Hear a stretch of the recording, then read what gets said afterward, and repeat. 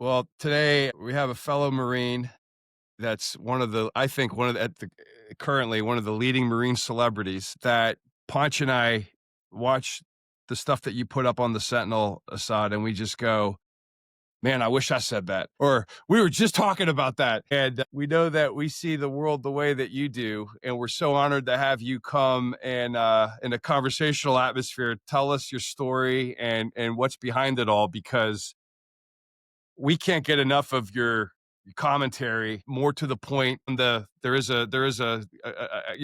this is complimentary. There is an entertainment aspect of it, the depth of what you talk about and the meaning of what you talk about for our orientations as John Boyd disciples and students, and working on his theories, and corruption and evil were things that he was trying to fight against. It's very obvious to us that you're at the front line of this and doing the Lord's work, as Boyd would say. Yeah, I mean, I appreciate it. Thanks for asking me. And I really appreciate you guys having me on here. And I think it's important for us to all to have this discourse and have this discussion. And it's and not really because we've all sort of lived our lives and we're sort of moving to the future, but it's really for the subsequent generations, right? And hopefully they learn from our experiences and our mistakes and our successes. So you got to talk about both of them. And I was a student at Boyd, and I'll kind of go into that. When I was at Naval War College, we kind of talked about it. But they talked about it in a very esoteric manner, right? And they never got down to details. What does the OODA loop mean? What does observation really mean? What does orientation mean? And what does decide? And to me, orientation is probably the most important aspect, because that's where you really, getting the information that you need to get to the decision phase, right? And then what does act mean, right? And what are the decisions you have that you make, and how quickly can you act upon it to get that Otis loop faster and faster and faster? And I kind of applied that, and I'll talk about that when I was the battalion commander, First Battalion, Sixth Marines, because our decision making cycle is much faster, not only than the enemies, but also our higher headquarters. They couldn't keep up with us, so we're just operating at a different level because, and it really got down to observation, right? Because observation is sort of like muscle memory, right? Because I pick up things because of my background that you may not necessarily pick it up. Now, you put me in South Korea, I'm a fish out of water, right? Because I don't know the culture, Mm. I don't know the languages. I do like kimchi. Well, hey, Um, Assad, if you don't mind, I'm going to reorient you right now because you and I are both foreign area officers, and that's about orientation. That's about understanding culture. That's about getting inside. And to go back Absolutely. about that, the only way you can have that observation is if you have that fingerspitzengefühl, if you understand the culture, the language, the politics, what's going on. And the reason they make FAOs out of tactical guys is because, one, we can become really proficient when it comes to strategy, right? We understand what we have. We understand all these things. That is an orientation that many people don't understand anywhere. And that it is not about observations. It's about implicit guidance and control. It's that fingertip feel, that understanding of the context you're in as to why, and I'll talk about the Navy, why the Navy followed the other services in creating a foreign area officer program, which I happen to be part of. I'll call it FAO Light because I didn't have the deep experience and language like you do. But I just want to make sure that when we talk about the OODA loop, it's not about observations. It is orientation and that IG&C that gives us that ability to understand what's happening in a region. So I just want to kind of have that discourse with you here. I mean, that's why we asked you to come on, Assad, because you are reorienting a lot of people and showing them a perspective that not many that have been on the outside that could even understand or relate to. And you do put it in a way that, as John Boyd would say, you're shattering orientations and you're forcing people to rewrite, and so that they have a different understanding of what's actually going on. Inside of orientation, Boyd had genetic heritage, cultural traditions, previous experience, the new information, the ability to analyze and synthesize. And here you go. You watch any of your videos, you're applying all of that, and it's evident that you're keeping it dynamic because you're continuing to take your previous experience, but you're making it relevant to the new information, and you're revising and you're updating. And people, I think that's again it's appealing to us. It's really drawing people in, and you're saying, man, this guy is giving perspectives that nobody else is talking about. And this is like so necessary. It's ridiculous. And we look at the counts that you're getting. We're like, I'm glad that many people are watching this. And I hope more do, because more people need to hear this. yeah, I think Both, you're absolutely right. I mean, it's part of, and that's sort of going back to my upbringing. That's the question you asked, right? And going all the way back to the beginning. So I was born in Pakistan, right? In 1960, my father was a naval officer. My grandfather was in the army. My great grandfather and my great great grandfather, right? So this is all going to be part of my book. I kind of talk about my ancestors, and they're all from the Northwest Frontier Province, which borders Afghanistan.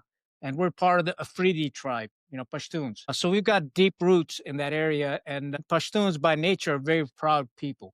And that saying that you've heard Mattis sort of coin, no better friend, no worse enemy. That really is a Pashtun saying, and he got it from me when Mattis and I met back in 2001 when he was Task Force 58, and he sort of went with it, and that's fine. So and that's our view, and we're very hospitable people, and and even in our culture, if you could be my enemy, but if you're traveling through my area, I am bound to treat you like a guest and provide security to you. You eat That's first. Pashtun Wali, right? That's our code, right? Yeah. So I was brought up in that environment, and because due to circumstance in 1970, when Pakistan, East and West Pakistan sort of split up, right? And it was really due to racism, I believe, or bias, because we always believed that Bangladesh or Bengalis were inferior, right?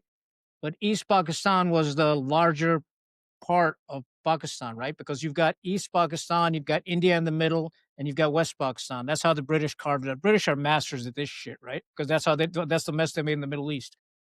That's where our countries like Iraq and Jordan and Yeah, they're all made up. Palestine and Yeah, yeah, yeah, Syria, they're all made up stuff, right? That's yeah. just a key. So anyway, so there's a person by the name of Mujibur Rahman that won the elections, democratic elections. West Pakistanis said, no, we don't want a Bengali to be the prime minister. So East Pakistan basically said, hey, screw you. So there's civil war. Army went over there. India came to help East Pakistan, Bangladesh, and the whole thing collapsed, right? And one of my uncles was commander in chief. They call him commander in chiefs over there, service chief for the Pakistani Air Force, Air Marshal Asghar Khan. And he basically came out publicly and said, hey, we destroyed this country because this guy didn't want a Bengali to be the prime minister. So they put him under house arrest. I believe he stayed under house arrest for like 7 years. They went after all my father's brother. All of them were in the military, and a very prominent family and highly decorated. One of my uncles won the Military Cross in Burma for Kennedy Peak. And so all these guys are put in jail. So they attacked. And, we sort of have these, you can call it our family home was on this hilltop with a stream going around it. So one night they attacked our home. And I kind of vaguely remember that. And the next day we crossed into Afghanistan, and we were basically refugees in Kabul. I mean, think about that. This was back in 1970, 71 timeframe. Yeah, no spoiler alert. This is going to go full circle. Yeah, it Yeah. does. It does. And essentially 30 years later, I end up in the same spot. Boom. Yeah, it's crazy. So all this is going on, and eventually we end up in the United States. We're from Afghanistan. They try to get us there. We go to Iran. I lived in Iran for about a year, 8 months, 10 months, around that time frame. Went to school there. And then from there, and that was time of the Shah. And that's the first time I saw a color film Hmm. in Tehran. And Do you believe it remember or what not, it was? yeah, hell yeah. Ten Well, Commandments. 10 Commandments. No With way. Charlton Heston. I shit you not. Yeah. That's It was epic. incredible. Yeah. And first time I saw Kentucky Fried Chicken. Anyway, so from there we went to like Spain, from Spain to England, England to the United States, ended up in Connecticut, So that was kind of my childhood. And then eventually my father was able to reclaim his business. He was a big commercial poultry farmer, sort of like the Tyson of Pakistan. And so he was able to reestablish later on. And then so I went to school in West Hartford, Connecticut. And I remember the first day of school in class, the teacher called upon me to introduce me to the rest of the students. I stood How up. old are you at this point? What grade is this? This must have been around fourth or fifth grade. Uh-huh. So I stood up because that's the way we were taught. Teacher talks to you, any adult talks to you, stand and speak. And the whole class started laughing at me. Like, who is this freaking, zipperhead? And the teacher, instead of saying, hey, this is how you respect elders, she said, no, you don't need to do that here. Sit down. So I sat down. And after class, I'm in the hallway, and this kid shoved me into the remember the hallways had lockers? I don't know, in school we were we had little wall lockers. So he shoved me into one of the wall lockers. I turned around and boom. You don't want to really hit somebody of our Afridi background because we'll throw down. Evidently, I hit him and I broke his nose. So he's laying on the ground, bleeding like a stuck pig. Teachers come, I get dragged into the principal's office. Yeah, I mean, but I didn't realize what I was doing. Shit, I'm brand new to the country. So I get suspended and all that shit, right? And so eventually my parents figured out that this school is not the best environment for him. So they put me in a boarding school, right?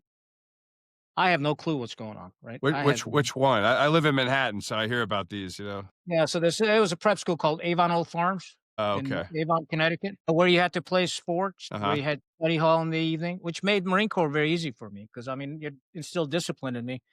So I joined. So I went to Avon, and this principal was Mr. Troutman, big guy, one of the biggest human beings I'd seen at the time. Evidently, he played for the LA Rams, offense and defense, big guy. And he basically said, "You're going to come to Avon, you're going to play sports here, and all that stuff. And what sport do you want to play?" All I knew was like football, right? So, eventually I go down to the gym. Next day, I'm getting my gear and all this crap. They're giving me pads, helmet, and I'm thinking, shit, you don't play football with this stuff. I had no freaking idea, man. And they teach me how to put this stuff on. We go down to practice and we're doing bull in the ring because they want to see how tough I am, right? And I have no clue. I didn't realize it was American football. I thought it was soccer, right? I didn't realize there's two different words and all this stuff.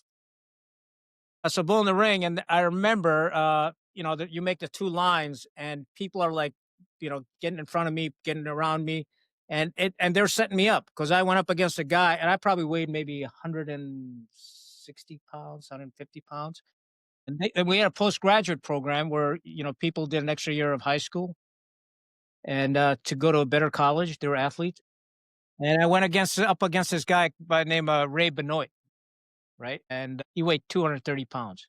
And when he hit me, it's freaking lights out, man. I was out. And they didn't give me sniffing salt and all this stuff. And I thought this guy hated me. So when the water break, I said, "Hey, Ray, did I piss you off or what?" He goes, "Oh, no, dude, get used to, get tough, this football." I mean, the guy could barely speak. He's a freaking gorilla. So anyway, so Avon was great for me. I really enjoyed it. And then I went off to Babson. And I also played lacrosse at Avon. I played lacrosse in college.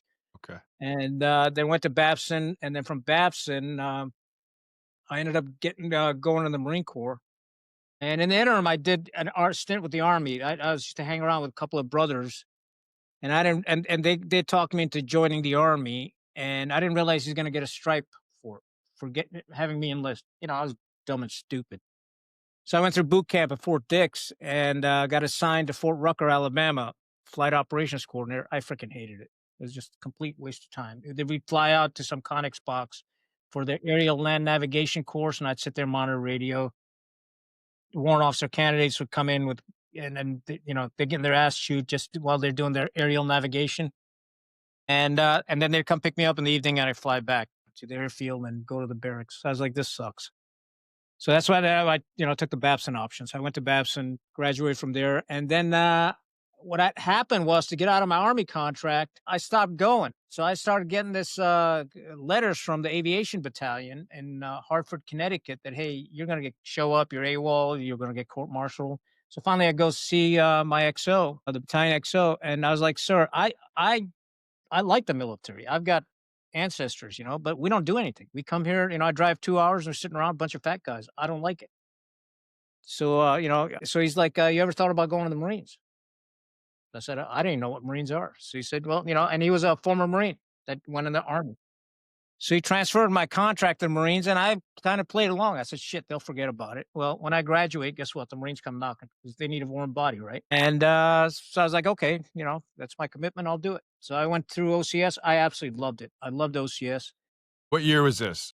This had to be 84, 85, the 80 winter. And I absolutely loved it. And it was really good. It's what I wanted. But the problem was we all had reserve commissions, if you remember, so it was a 4-year stint. I was like, okay, we'll do it. And from then we went to TBS. TBS was okay. IOC was a ball buster. I mean, it was and I mean hands on. I mean, I got smacked around at IOC by instructors and shit, and it was good lessons. I don't knock them. When you do something stupid, you pay a price.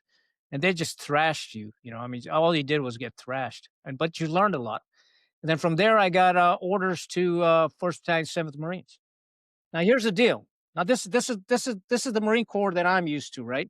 I check into 7th Marines, 2nd Lieutenant Khan, regimental commander, go report to regimental commander. It's Jay Vargas, Medal of Honor recipient. I mean, guys that I have read about, Yeah.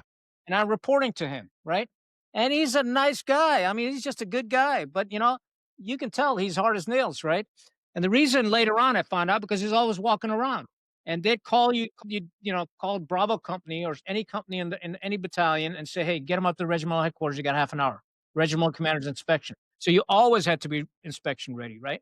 Because in those days we didn't have the money, so that there's different ways that you maintain your readiness. So from 7th Marines headquarters, they sent me down to 17 and report the XO. And he said, you're going to meet the battalion commander about the pull-up bars at noon. Have your PT gear on.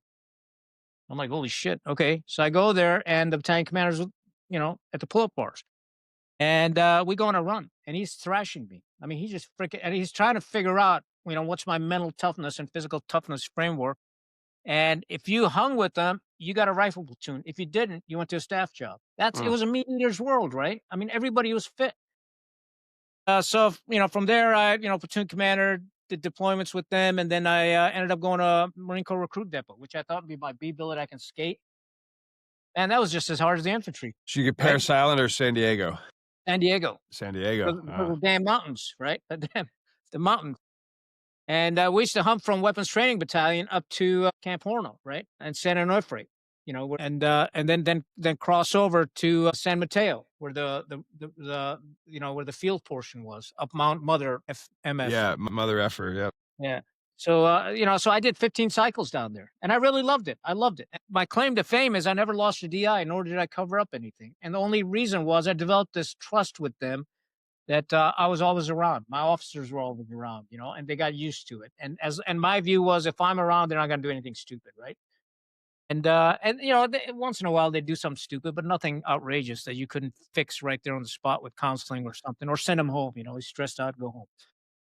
And after MCRD, I went to AWS, and which was good. I got reintegrated into the Marine Corps, and then I got sent to Saudi Arabia. What years were you in AWS? This had to be 92, 93 maybe. So it's likely then around that time, that's when Boyd was briefing around AWS and hanging out there quite a bit in those days, like late 80s, early 90s. That's interesting. Yeah. So, but I mean, shit, I was a young captain. I had no freaking clue. Yeah, yeah. All I knew was how to PT. I mean, I'm being honest with you. I'm not, and I was gifted. I could always run, and I could still do 20 pull-ups, so it's not an issue. But at AWS, after that, I got orders to Saudi Arabia to be an advisor for 1 year. So I went to Saudi with Saudi Royal Marine Corps, and after that, I came to 1st Battalion, 2nd Marines.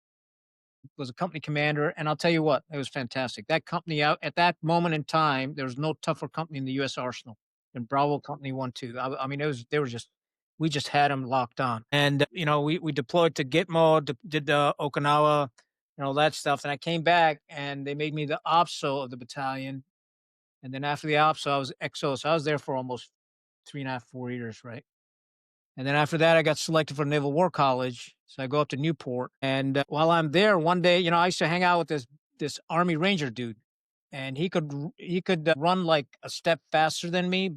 And I could bench press maybe 5 pounds more than him. So we were always push each other, right? It's real, and he ended up retiring as a 4-star just recently. And so while we're there, one day I'm in the gym, and this colonel comes up to me and goes, "Hey, Genghis," he goes, "Are you applying for this SAW?" And I had no idea, man. I came out of infantry unit. I could barely write a cogent paragraph. And I was like, "Hell no, sir. I'm barely surviving here." He said, "Listen, stud." He said, "Don't sell yourself short. If you don't apply, you're just making it easier for somebody else to do it. Get that billet, right?" So I thought about it. I said, "Screw it. I'll apply." So I apply, go through the interview process. And at the last interview, they asked me, "Why do I want to go to SAW?" I said, "I want to get back to the fleet, sir. That's the only reason I want to go, because, I'll be a planner, which is School of Advanced Warfighting, and that'll get me down to a MEF, and I'll work my way down to a regiment or something." And they were shocked. They said, "You're the only one who said that. The rest of these officers want to go to the Pentagon and be general's aide or be on the Joint Staff to get their joint ticket." And my So they want response to be somebody, right? Yeah, they wanted want to be somebody, and well, you want to do there's a something. reason for it. That's the flaw in our system because the Goldwater-Nichols Act, 1986, mandated that you had the joint designation. So everybody's getting on the joint track. So everybody's focused on staff, right? I want to be a Yeah. staff officer. So your troop time is going down, right? I wanted to be with the troops because I loved it. That's why I joined the Marine Corps.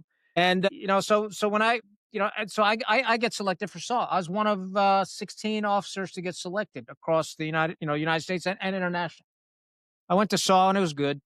And then from SAW, I thought I'd go down to a meth, right? That didn't happen. They sent me to MSTP and I was just heartbroken. And I'll tell you what, the MACTAF staff training program probably gave me the intellectual side of being an officer because I had to teach. I saw the entire Marine Corps because we had to teach them. I saw, 3 generations of general officers that went through there, the General Officer Warfighting Program. Mm-hmm. So I really interacted well with them. And then one day the director calls me and he goes, "Hey, Genghis, get in here. And I want you to get this pub published called Marine Corps Planning Process." I had no, I was like, "Sir, you got the wrong guy. There's other guys better than me in here." He goes, "No, I got the right guy. You got, 3 months, get it out the door." And they give you a team. They give you a bunch of contractors, and they're phenomenal writers and stuff. And you basically have to work with them every day, and you just keep pushing the ball forward. The problem is, in a lot of these spaces, is people getting these esoteric discussions. What does coup d'etat mean? What does center of gravity mean? And they're just wasting time. Hey, come up with a freaking definition we all agree with. Let's move forward, right? Instead of pontificating. So I'd give them literally, you got 5 minutes. You got 5 minutes to give me an explanation. And that's it. We're moving forward. So I kept pushing it. We got it published. General Bedard signed off on it. I had to go to General Bedard's office and say, "Hey, sir, can you please," and a stack of freaking stuff on it, and Bedard hated doing paperwork. He's like, "What do you want, Genghis?" I said, "Well, my pub's in there, General. Sign it." He goes, "I haven't even read it." I said, "I guarantee you, sir, it's good. Sign the damn thing, will you?" He signed off on it because he trusted me, right? Yeah. So trust is important. It's a high trust organization. Yeah. So we come back and I'm a hero. And then my director calls me back in and he goes, "Okay, now you need to," and Marine Corps planning process was probably about 70% completed. So it's just the 30% that, when people are getting hung up on these stupid words. And so we got that out the door. Then he said, "I want you to do Marine Corps operations," which was sort of a brand new pub. The Marine Corps didn't have an operations pub. And I'm like, "Sir, come on, give it to somebody else." No, he goes, "You're going to do it. You got 6 months, get it out the door." So I started doing my research and I found an Army's field manual, an Army's operations manual from the 1930s, right? And I started looking at it and I'm sitting there staring at this stuff and I'm thinking, man, nothing has changed really. So the Army is, the Army's come up with their buzzwords and we've come up with ours: expeditionary warfare and, amphibious and all this stuff. So why don't I just take the Army's operational concept and wordsmith it and put expeditionary in there? I mean, literally, that's what we did, and it Yeah. worked. You know, because we talk about MACTAF officers, right? Marine Air Ground Task Force officers. And it's also damn arrogant because that's assuming that Army officers are not MACTAF or Air Ground Task Force officers, right? AGTAFs. They all are. You have to think combined arms, right? That's what warfare is all about. So anyway, Marine Corps operations got signed off. Now the Marine Corps has got an operations pub and it's got a planning publication, right? Doctrinally, right? Which was huge for the Marine Corps. So I do that, and I go down to 2nd Marine Division, and got made the division plans officer. Every day I walk in a vault-hating freaking life, working on O plans and tidfids and all this horse shit. And one day my gunny comes running, and he goes, "Sir, turn on the TV." And I was like, "Turn it on, gunny." So he turns it on, and the first airplane hits. A few minutes later, the second airplane hits, and I'm like, "Holy shit!" And right there and then, I knew my life is going to change, right? And it did. So so I get orders down to Tampa, and I told the gunny Sergeant Cross, great guy, Yeah. love him. And then you're going to CENTCOM at this point. Yeah. So Yeah. I said, "Hey, do my travel. I got to get down there." So he's got me a circuitous route to go to Texas to freaking Colorado back, because airplanes aren't flying. So he's trying to find these flights. And I'm like, "Gunny, what the F, man? I mean, just get me a flight down to Tampa." She's like, "Sir, I'll try, but the way you look, I don't even know if I can get you on an airplane." Yeah. Shit, that's funny. So and he had a point. So I was like, you know what? You're right. Don't waste time. I'll just drive down there. Screw it. So I hop in a car. I go down to Tampa, and we commence to planning. Right, because I mean it's just chaos. Right. I mean it's just and some really good guys down there. And I actually had the president's laptop because they didn't have enough computers. So I was doing my stuff on his laptop. And so this is where we're talking about it. So I went to brief the plan to the Council of Generals, which is the deputy sync and all the directors. And I'm briefing the plan. And these guys are just, some of them are just spouting hot air, just stupid freaking, because everybody wants to show that they know what the hell they're talking about. So one idiot, yeah, he was an idiot. I'll stick to that word. Comes up with this plan that we're going to throw Korans out of the back of airplanes to show that we respect Islam. And I'm sitting there listening to this clown. And finally, I said, you know what? That's blasphemous because you can't have a Quran. I mean, that's showing disrespect. That's, and, just little things like that. And anyway, so we're like 2.5 hours into this brief, and I'm sort of tired. It's supposed to be 45-minute brief. So I'm sort of leaning on a podium. And, the conversation's about Afghanistan. So I told the General DeLong, Lieutenant General, Deputy Sink, Marine, good guy. And I said, hey, sir, I said, we don't have to worry about Taliban. These guys are mullahs, they're scholars. Talib means, student. And they're not the mujahideens of the past. And we'll bulldoze through them. But in the process, if we lose Pakistan, I said, World Trade Center is going to be an afterthought. He's like, what are you talking about? I said, they got strategic weapons, sir. And I know them. They'll use them. And he's like, you're talking Armageddon. And I'm leaning on the podium. And I was like, your words, not mine, General. And he freaking laughed. So hold on. So for context, so you're a lieutenant colonel leaning on the podium in front of a bunch of generals, and you're telling them how things actually work. Yeah, I mean, and that goes back to I knew the environment, right? Yeah, I knew, yeah. I knew. I didn't have to read about it. I just reflexively knew it, right? It's in my DNA. It's in my genes, right? And you can't study that shit. That's the difference, right? So those are the experts you got to rely upon. And so DeLong freaking lost it. He's tired. I'm tired. We're all tired. He throws me out. He said, "Get me some Jedi Knights." Jedi Knights mean some big planners, right? Saw guy. He didn't realize I was a Saw graduate and all this shit. So I go down to my space and I'm packing my little box because I'm going to go back to Camp Lejeune. And, I got a battalion. I'm command selected. And my 1-star Air Force guy comes on. He goes, hey, what are you doing, Genghis? I said, sir, he fired me. I'm heading back. He doesn't need me.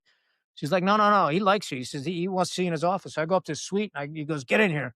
He goes, I want you to get over there. I'm like, get over where? He goes, I don't know. Just get over to Afghanistan and figure. And I go, to do what, sir? He's like, I don't know. You know the area. Just figure it out. Be my eyes and ears and just report back to me. I was like, okay. So I go down, grab some comm gear and all this shit, get on a plane to London. From London, I get on a flight to, back then the airport was in Rawalpindi. And I come out of the airport and I'm thinking I'll see the Suburbans, right? Every embassy has those Suburbans, right? And there's nothing there. So I was like, shit, now what do I do? And I've got all this classified shit on me that's in my backpack that I'm carrying.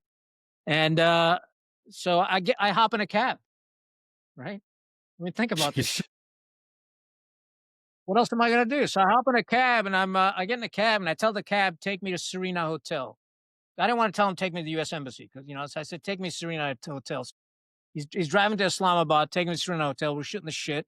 We get to Serena Hotel. I said, take a right, take a right, take a left, take a left. And finally we get to the checkpoint. She can't go any further. I get out. I pay him. I leave. I walk to the embassy, get to the gate. And they're like, who are you? Embassy's locked down. All the non-essential personnel are gone. And so part of the guards bring a Marine out. And he's like, you're a lieutenant colonel? I go, yeah. Here's my ID and all this shit. And, he's a young corporal. And he's like, sir, how many boot camps in the Marine Corps? I'm like, San Diego and Paris Island. So who's the grand old man of the Marine Corps? Archibald Henderson. I mean, I know this shit. He's testing me, see if I was a Marine, brown-skinned guy. And then he's like, how many buttons on a dress blue? And I was like, shut the F up. Let me in. I go in there and turns out there's a few other military personnel in there basically passing through. And there's a lot of, I didn't realize that the Air Force has a lot of these aviator types that go all over the world checking out ATC routes and all this shit, right? And so we all cobbled a cell together and we're introducing each other. And this skinny guy standing there and like, who are you? He goes, I'm Ron Sams. I go, Ron, you got a rank? He goes, yeah, I'm a brigadier general. I'm like, holy shit, good stuff. Definitely in the Air Force. I said, you're in charge. He goes, I don't want to be in charge. He goes, I don't know what's going on. I said, nobody does, sir. We'll figure it out. And anyway, so we cobbled together this liaison cell. And I tell you, that was instrumental because there's something like over 100,000 sorties went through the Pakistani airspace, right? They had 65,000 troops along the border when we started bombing. And I didn't realize all this. You just can't go and bomb a country, right? You have to have CSAR capability because something happens to the airplane, pilot bails out, you got to be able to rescue him. And to develop that capability, we needed air bases in Pakistan. So we got air bases and talked, and they're very supportive, very supportive. And they asked us, yeah, I had no clue. I'm doing negotiations with this stuff. They're like, so how many airplanes are you going to have on there? I was like, probably 5 to 7, sir. How many people? About 300. It ended up being 70 airplanes and 5,000 people. And these generals, Pakistani generals, hated me. They're like, man, you don't know how to do math, Yeah, well, you are a Marine. And by the way, that is an MCI. I was we still joke about math for Marines. Yeah, I never took it. Yeah, I should have. So, and stuff like we needed fuel because they're bringing fuel in from Qatar, right? And fuel is heavy, as you all know, and it takes a lot, and you need a lot. So they wanted me to work with the Pakistanis and get fuel from them directly. And I go to the meeting, and they're like, "What kind of fuel do you want?" I don't have a clue, right? I'm like, "What kind do you have?" They go, "Oh, we got JP4, we got Yeah. JP5, we got JP7, we got JP9." So I'm thinking, shit, nine's got to be the highest. It's probably the best. Did you not? I was like, "We want JP9, sir." And that was the right decision because I guess that's kerosene. It could be used for everything, whatever the hell it is. And so they were very supportive, and they'd set up that screen line. I did some special missions in Afghanistan, which I opened the embassy, and some of the stuff down south I did with the special forces. And then I came back home and went back. And when I came back home, nobody's interested. Nobody wanted to talk to me. Mhm. Right? All that experience, all that knowledge. We got the Marines. Tell us more about that. Unpack that a little more. Who doesn't want to listen? Who doesn't want to get your perspective? No, so they had me go back down to CENTCOM to talk to, all the directors, all the 2 stars, and they're just too busy. They were busy with OIF because planning had already started for Iraq, right? And we're talking 2002, probably May 2002 timeframe. So everybody's focused on that, and they didn't really care about Afghanistan because it's a done deal, right? We threw the Taliban out. We're in charge. Mhm. And the problem is, yeah, you're in charge. The baby's crying. What are you going to do with it? Who's going to change the diapers and stay up with that baby all night, right? Nobody cared because they're all focused on Iraq. So I kind of sat around for a couple of days. Finally, screw this, I'm out of here. So I got back on a plane, went back to Lejeune, went back to division plans, and I'm hating it because everybody's ramping up to go to Iraq. And I told the CG, who I knew, really good guy, and I said, "Hey, sir, you got to get me out of that freaking vault. I got to get down to, So he promised me that he'd get me down to 6th Marines as the XO. I was like, shit hot. Maybe I'll go to Iraq. I go down to 6th Marines. It turns out that's the only regimental headquarters in the Marine Corps that stayed behind.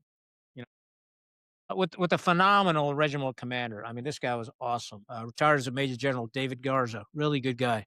And so we got all the non-deployables. Now think about this. You got all these Marines that are not going to Iraq for a variety of reasons, medical, family, whatever. But they can't because stop loss is going on. So they can't exit the Marine Corps. So they're pissed off at the world, right?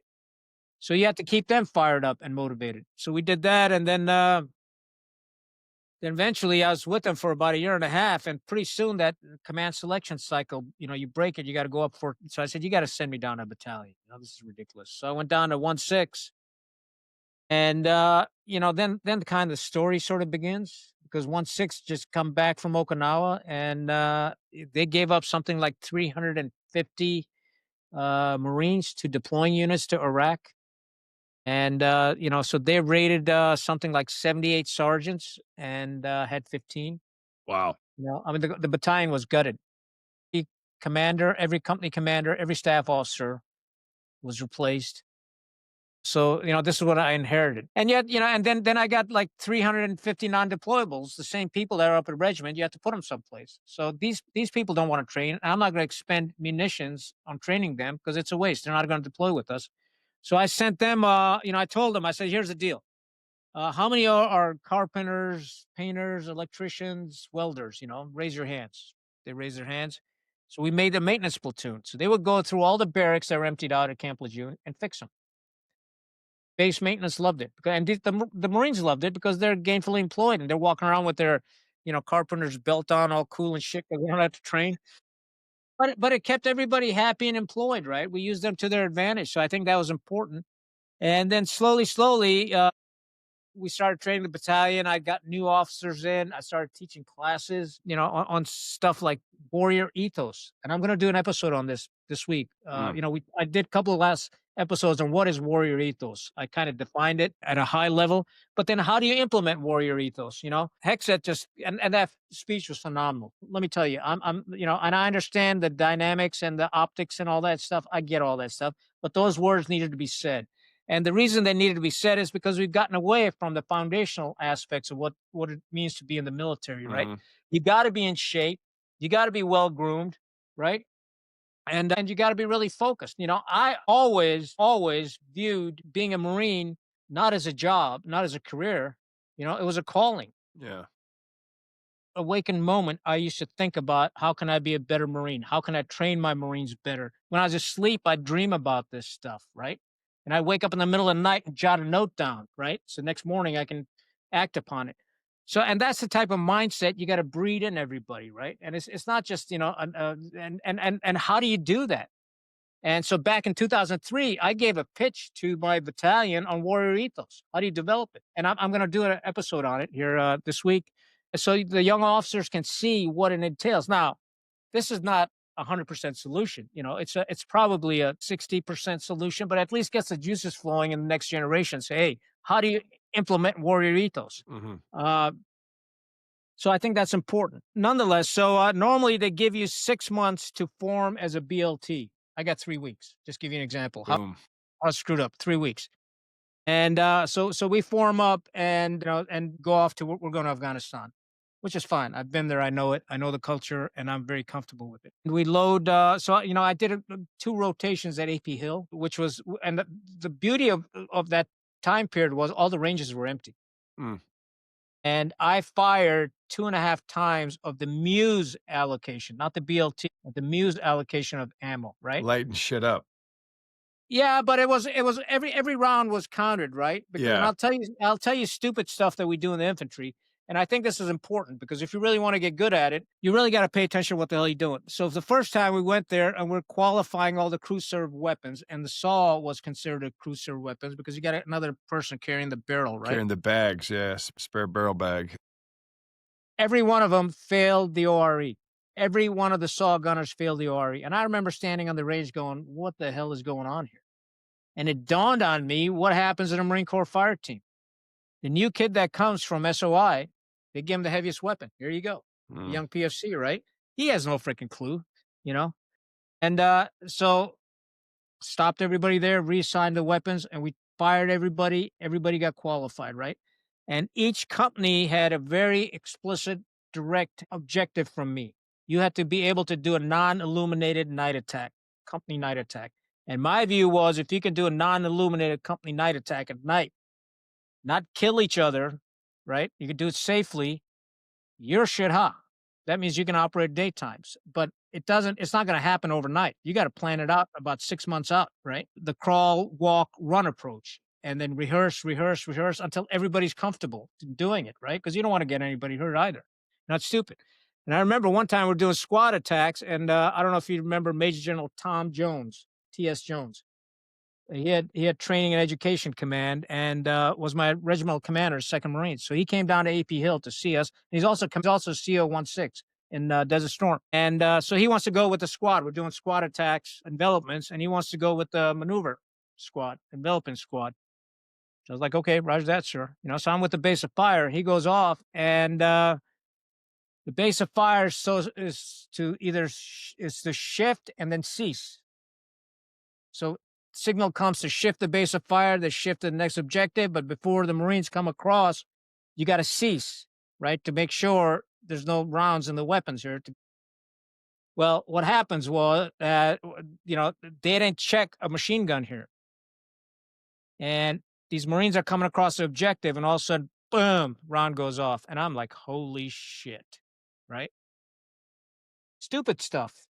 You can't take people like that to combat because in combat, 30% of your injuries happen and fatalities from fratricide, right? That's what happens because they don't have their shit together. 90-degree offset, weapons Mhm. handling, muzzle awareness, and all that stuff. General Jones comes back. He goes, Genghis, he goes, you guys are screwed up. I said, I know I'm screwed up, sir. That's why I need help. So he goes, how can I help you?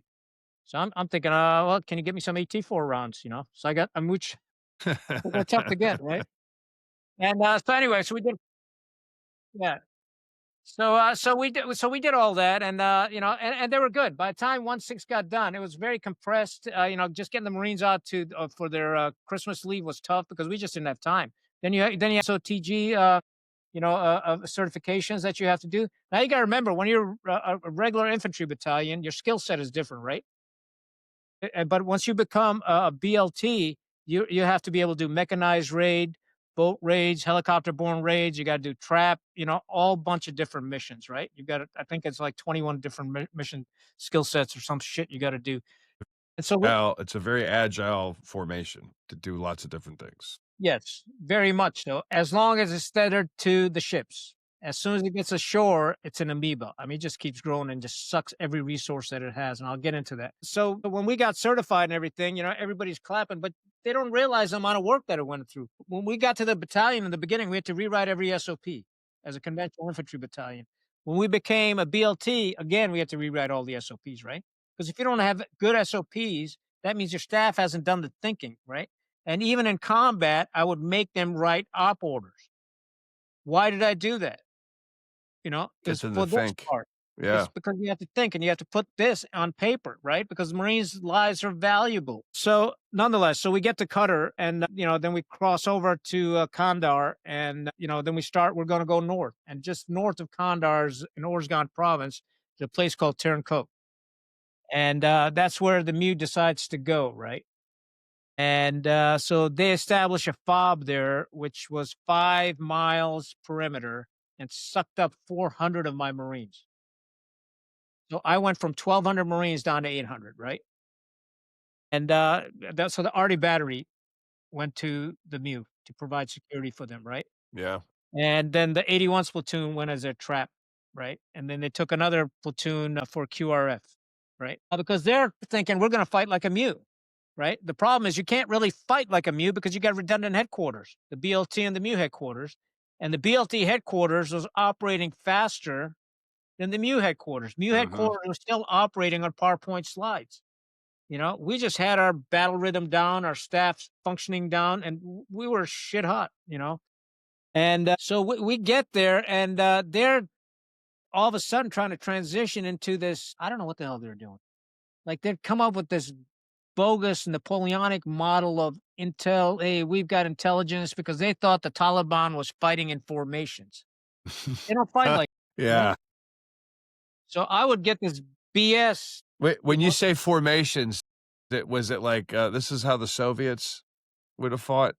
The reason I say that because when I was at artillery school in 1999, they were teaching us Soviet formations, and everybody, at least the Marines for sure, were looking around like, well, I don't know. We just came from TBS and we learned about all this stuff that happened in Mogadishu and other places. Like, why are we learning? Why are we learning Soviet formations? yeah, and the main reason is because, well, they did a disservice, right? Because they didn't update the curriculum. And it's hard to do because the approval process, right? So they just stick with it because it's just easier to stick with it than rock the boat. And in our case, what they were, they thought that Taliban was, moving through this area. Shit, I can't tell who Taliban is. How the hell are you telling me that they're moving through this area? So anyway, so the first operation, we just wasted time. I mean, we spent millions of dollars on this first operation and nothing happened. And now you got to picture a triangle, right? Or sort of a you got Terran code up top. You've got a key K, which is fob pain. Later on, I called it for the Marine that was killed, and I'll get into that. And then you got checkpoint 231. So basically 60 kilometers each direction, right? And then Kandahar at 60 kilometers down. And so they wanted to keep a platoon, LAR platoon at checkpoint 231. And I'm like, that makes no sense because they're out there by themselves. No way we can reinforce them. It'll take me 3, 4, 5 hours. It'll take you 3, 4, 5 hours. You don't have the combat part to reinforce them. This is stupid. But they wanted to show that they're a brigade, right? That they've got all these maneuver elements, right? That they're controlling them. Still fighting the last war. Exactly, right? Yeah. And they're not a brigade, right? It's basically a reinforced infantry battalion with 2 headquarters, and so that's where the problems happen. One is, hey, I'm in charge, I'm the MEU, and the other one is I'm the BLT. These are my people. I'll employ them as a BLT or a battalion, right? So this is the friction that you have, and we had that friction. And so when 231, I used to always tell the MEU commander, hey, 231 is freaking dangerous. You know, I can get local Afghans to guard it. If you want people there guarding a checkpoint, I can get people. No, no, no, no, no. You worry about your shit. Fine. Well, sure shit. One night in a meeting engagement, they get in contact and I get a Marine killed, a couple injured and all that stuff. And I'm fucking pissed, because I knew what happened. But this is not the time to point fingers or any of that shit. And we ended up replacing them with Afghan militia, which was costing us literally $100 a day for $3,000 a month. This son of a bitch, got exposed Marines. And the story gets better, right? And so, then we start doing all these stupid operations. Oh, we think the Taliban has moved to this area. So we go there and nothing, right? And all the operation names are just ridiculous. Asbury Park, Cadillac Ranch, Bruce Springsteen songs. And I'm sitting there thinking, how do I translate this stuff into Pashto, Into right? Pashto, yeah. And it makes no sense Yeah. because we weren't culturally attuned, right? And we had taken all, here's another example. So all my Terps, every squad had a Terp. Every one of them I'd gotten from the local area, Pashtuns. The MEU brought in Terps from up north, contract Terps, right? They were Tajiks, Panjshiris, and all that stuff. They're hated because of ethnic rivalries, right? That they're just hated. And ours, and that turned into another problem later on. So anyway, so we do a few operations, nothing happens, and then the game is over, right? We just wasted all this time. Nothing really happened. We got one Marine killed for no reason, and we're gonna pack it up. Well, in the meantime, I developed some local relationships, and I get a call from this guy by the name of Shadi John that the Taliban is forming up to attack his compound. So I said, "Shit, Shadi John, I'll be there." So I talked to the MEU. They said, and we're heading back to Kandahar. I said, I'm gonna go towards Shadi John's, work through this valley up to Deshopan Kalat, and then hit Is the he ring like a road. tribal, like a chieftain or like an elder or something like that? Or Yeah, for a district, right? District elder. And then I'll work my way down the ring road and we'll meet you in Kandahar. So yeah, sounds good. So we get to Shadi John's compound and sure shit, the Taliban's, they're like freaking hornets all over that area.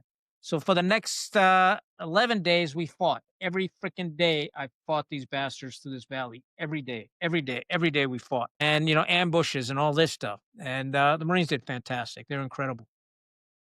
And so we get to Deshopan finally, and the Museo shows up, and Rommel is just showing up in his freaking helicopter and all this bullshit, and telling me how great the battalion did, and all this nonsense, taking pictures with me and all this, and we've all lost 25, 30 pounds. We're done.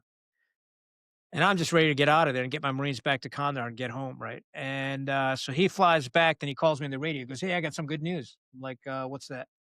He's like, "We just got extended." So what do you mean we just got extended? Yeah, we just got extended for 2 weeks. It's great because we'll be the longest MEU in Afghanistan. And I'm like, listen, I said, we're tapped out. This is bullshit. So he goes, no, this is great. And I said, are you ordering me? He goes, yeah, I want you to come back to his fob and fight all the way back through this valley. And I remember I was so freaking pissed. I threw the freaking handset down and I walked away to this bluff, and my ops, a really good guy, he realized something wasn't right because he'd heard part of the conversation. He comes up to me, he goes, "You okay, sir?" I said, "No, I'm not fucking okay, Brian." I said, "Let me tell you something," because his father's a general, Brian Christmas. I said, "One day," I said, "you're going to be a general one day, and don't you ever fucking forget what just happened here. This is not what you do to Marines." And I got the Marines together. I said, "Hey, here's the bottom line. We're Marines. We're going to execute the order. We got to go back." Well, I had about 300 to 400 Afghan militia, right? They were fighting with me for $5 a day with this warlord by the name of John Mahmoud Khan. He was my ears and eyes. He knew the terrain. He knew the people. He'd get me the intel. He kind of set the stage for us to go fight. So I told John Mahmoud Khan, he's like, no, he goes, I'm going to Kandahar. That's what our deal was. My vehicles are destroyed. You don't pay me enough. I'm not doing this, blah, blah, blah. So I said, John Mahmoud Khan, that's fine. You go to Kandahar. I'm going to take a right at the road. You go left. The next day we move out. I take a right. And all of a sudden I get a call. John Mahmoud Khan's following us. And I stopped the convoy. I walk back. I said, what are you doing? And he's like, you're my friend. I can't let you go. Mm. I'll go with you. So I was like, shit hot. Let's do it. And I said, I appreciate it, you know? And we went back, we fought. We ended up at 10,000 feet chasing these bastards. I dismounted my heavy guns, 50 cals. Ahmad Khan didn't want to go up this mountain. He said, you got to get me a donkey. So I said, fine, I'll get you a donkey. So we buy a donkey for $100. I got a great picture of him going up the mountain on a donkey. But it was a great idea. Yeah. Because then more donkeys and we put our, all our comm assets on there, the heavy radios and our 50 cals. Hey, it's in the Small Wars Manual. Donkeys are in Yeah. the Small Wars Manual. So we go up to 10,000 feet, and that evening, nothing's happening, and it's getting cold, and everybody's like, sir, let's go back down there. I said, we're going to spend the night here. Because I just had a feeling, it's like gut instinct. OODA loop, right? And because I know these guys have gone someplace, and if they went, and there's nothing up there. I mean, so they had to be somewhere around here. Sure shit, as the sun is setting, they open up on one of my platoons. And, they'd always do it when they're transitional light, right? Because their optics didn't work. And so I got this platoon pinned down. It was an Afghan platoon with some American liaison officers. And, we're calling in for air support. Well, that day, Bagram and Kandahar were brown out. Nothing's flying. And there they give you a squadron common freak. So we get on the squadron common freak and we get an airplane. So, what aircraft are you? What ordnance you got? It was a U-2. And I'm freaking pissed, because you're amped up. So I was like, going to take some pictures for you? I said, why the hell are you wasting my time? Yeah. I'm yelling at him with some profanity, obviously. And he's like, Genghis 6. He goes, calm down. He goes, I can relay for you. Wow. Right? Wow. And so he goes, tell me what's going on and I'll set it up for you. So we give him the brief, JTAC brief, and he calls back. He goes, we got a B-1 inbound. He's going supersonic. He'll be at your pause in 3 minutes. Wow. So I think he's coming out of Diego Garcia. I don't know where he was in relationship to us at that point. So while we're setting all this up, the JDAM and all that, the chaos in Qatar, Combined Air Operations Center, and these bastards denied permission to drop. Because the reason being was because that platoon didn't have a JTAC with them, right? These are new rules they've added on. But I've got my air officer. I've got 2 facts next to me. I can see the ridge line. And legend has it that I said, MF, if you don't give permission to release, I will find you and I will kill you. Because I got Marines. I got Marines that are, in danger. And some 1-star comes up and he goes, this is General so-and-so, Genghis 6. Tell me what's going on. So I said, sir, I'm the senior guy on the ground. And I've got a JTAC standing right next to me. I can see the ridge line, blah, blah, blah. Request permission, immediate. Drop. He goes, pilot comes back and he goes, I can't do it. And I'm like, you got to be shitting me. After all that? Yeah. He goes, danger close is like, 1,000 meters. And we were 400. Mm-hmm. And you remember that point I told you? I remember that point I told you that when I got smacked around in IOC, and the reason I got smacked around was I was trying to use a mortar as a point weapon to drop the mortar round off a tank, and rather than as an area weapon because of the frag pattern. And I remember an instructor smacking me so hard my helmet went flying off my head, and he said, "You dumb shit! It's an area weapon. Okay, you're not a freaking BC sniper with a mortar." And I remember the frag pattern. So I asked him, I said, what's the frag pattern on this JDAM? He said, straight up. I called my guy down there with the platoon. I said, hey, what's the elevation separation?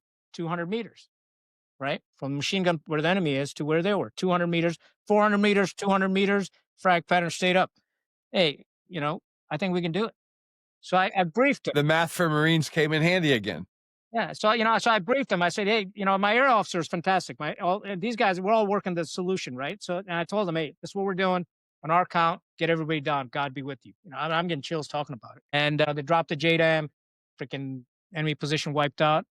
The aircraft goes on the other side of the ridgeline, comes back, and his sensors are picking up a group with camels and donkeys and shit. And those are the guys we've been chasing all these days. So I said, take them out.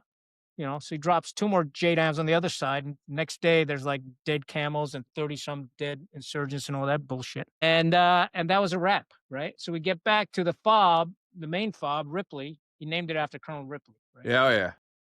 I named mine after a Marine that was killed. Yeah. Anyway, so we get to fob Not Ripley. not that Ripley wasn't deserving, but I see what you're Course he was. saying. Is that it's another generation, another epoch. It's not relevant to what you guys are. It's not relatable to the Marines at the moment. There's no bridges there either, right? Yeah. I've been to that bridge, Dong Ha. At Dong Ha, yeah. Another story. We get back to fob Ripley, and we could tell there's tension in the air, right?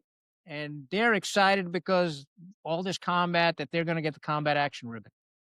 They haven't done shit. They're sitting on a fob. And then he's all excited saying, hey, we got extended again for another 10 days. This is great. And I want you to go up north and clear that area because we think the Taliban you've pushed the Taliban up north to that area, which is all bullshit. This intel is just nonsense. So we go up north. We didn't do anything. We just wasted, 10 days, minor firefights, nothing serious.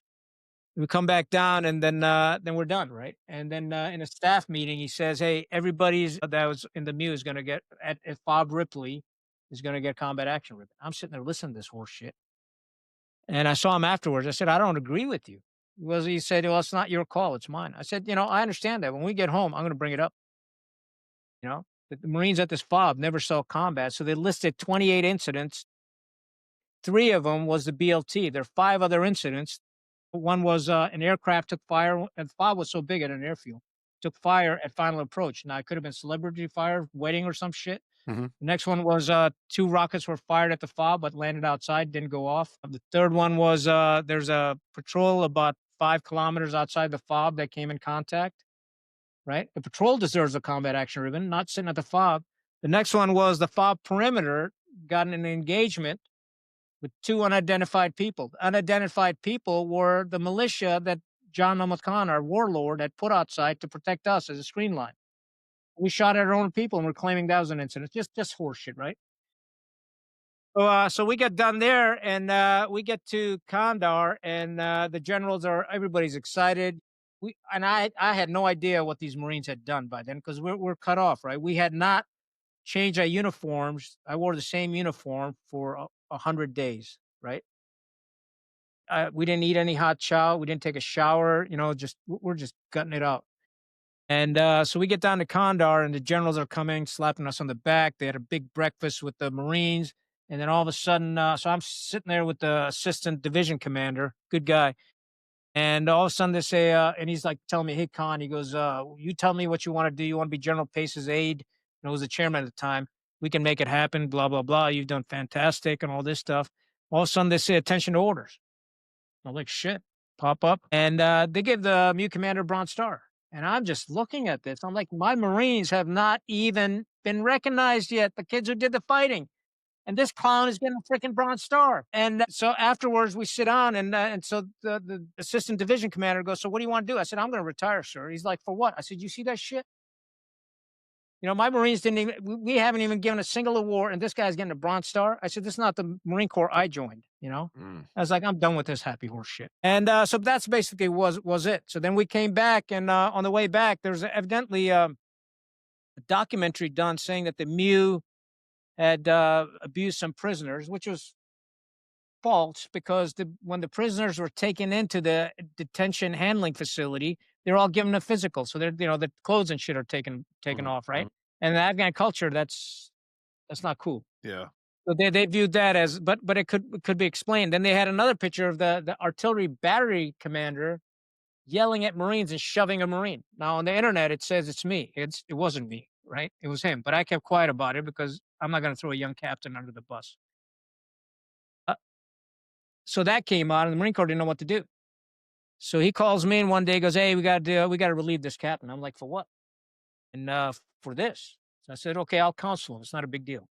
So he's like, no. The MEF commander said we got to relieve him. I said, well, then the MEF commander can relieve him, So he goes, no, he wants you to do it. I said, I'm not going to do it. You do it. You can do it. You do it. So anyway, that poor kid was relieved, and it broke my heart. And then he calls me back in, and he's like, hey, now the MEF commander wants to do a command climate investigation on you. And I'm like, for what?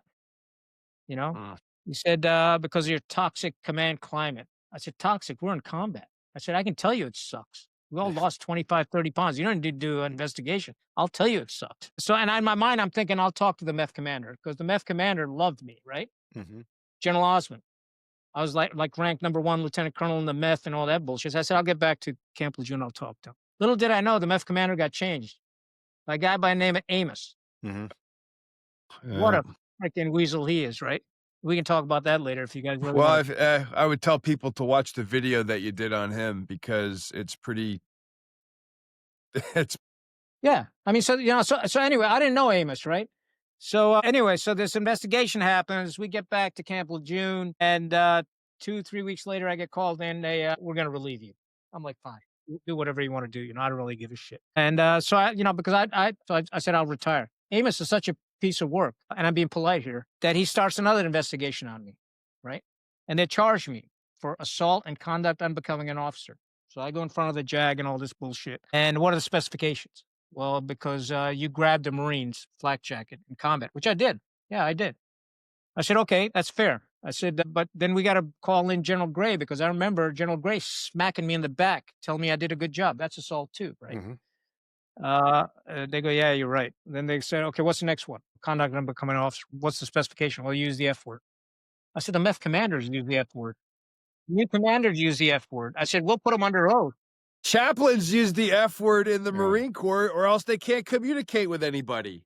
Exactly. So they figured out, hey, this is all horse shit. They threw everything out, and so I'm going to retire. But then they start another investigation, right? Because that's what they do to muzzle you. So I got another investigation going on. Finally, I said I have enough. I got a hold of this guy by the name of Charlie Gittins. You remember that EA-6B that hit that gondola?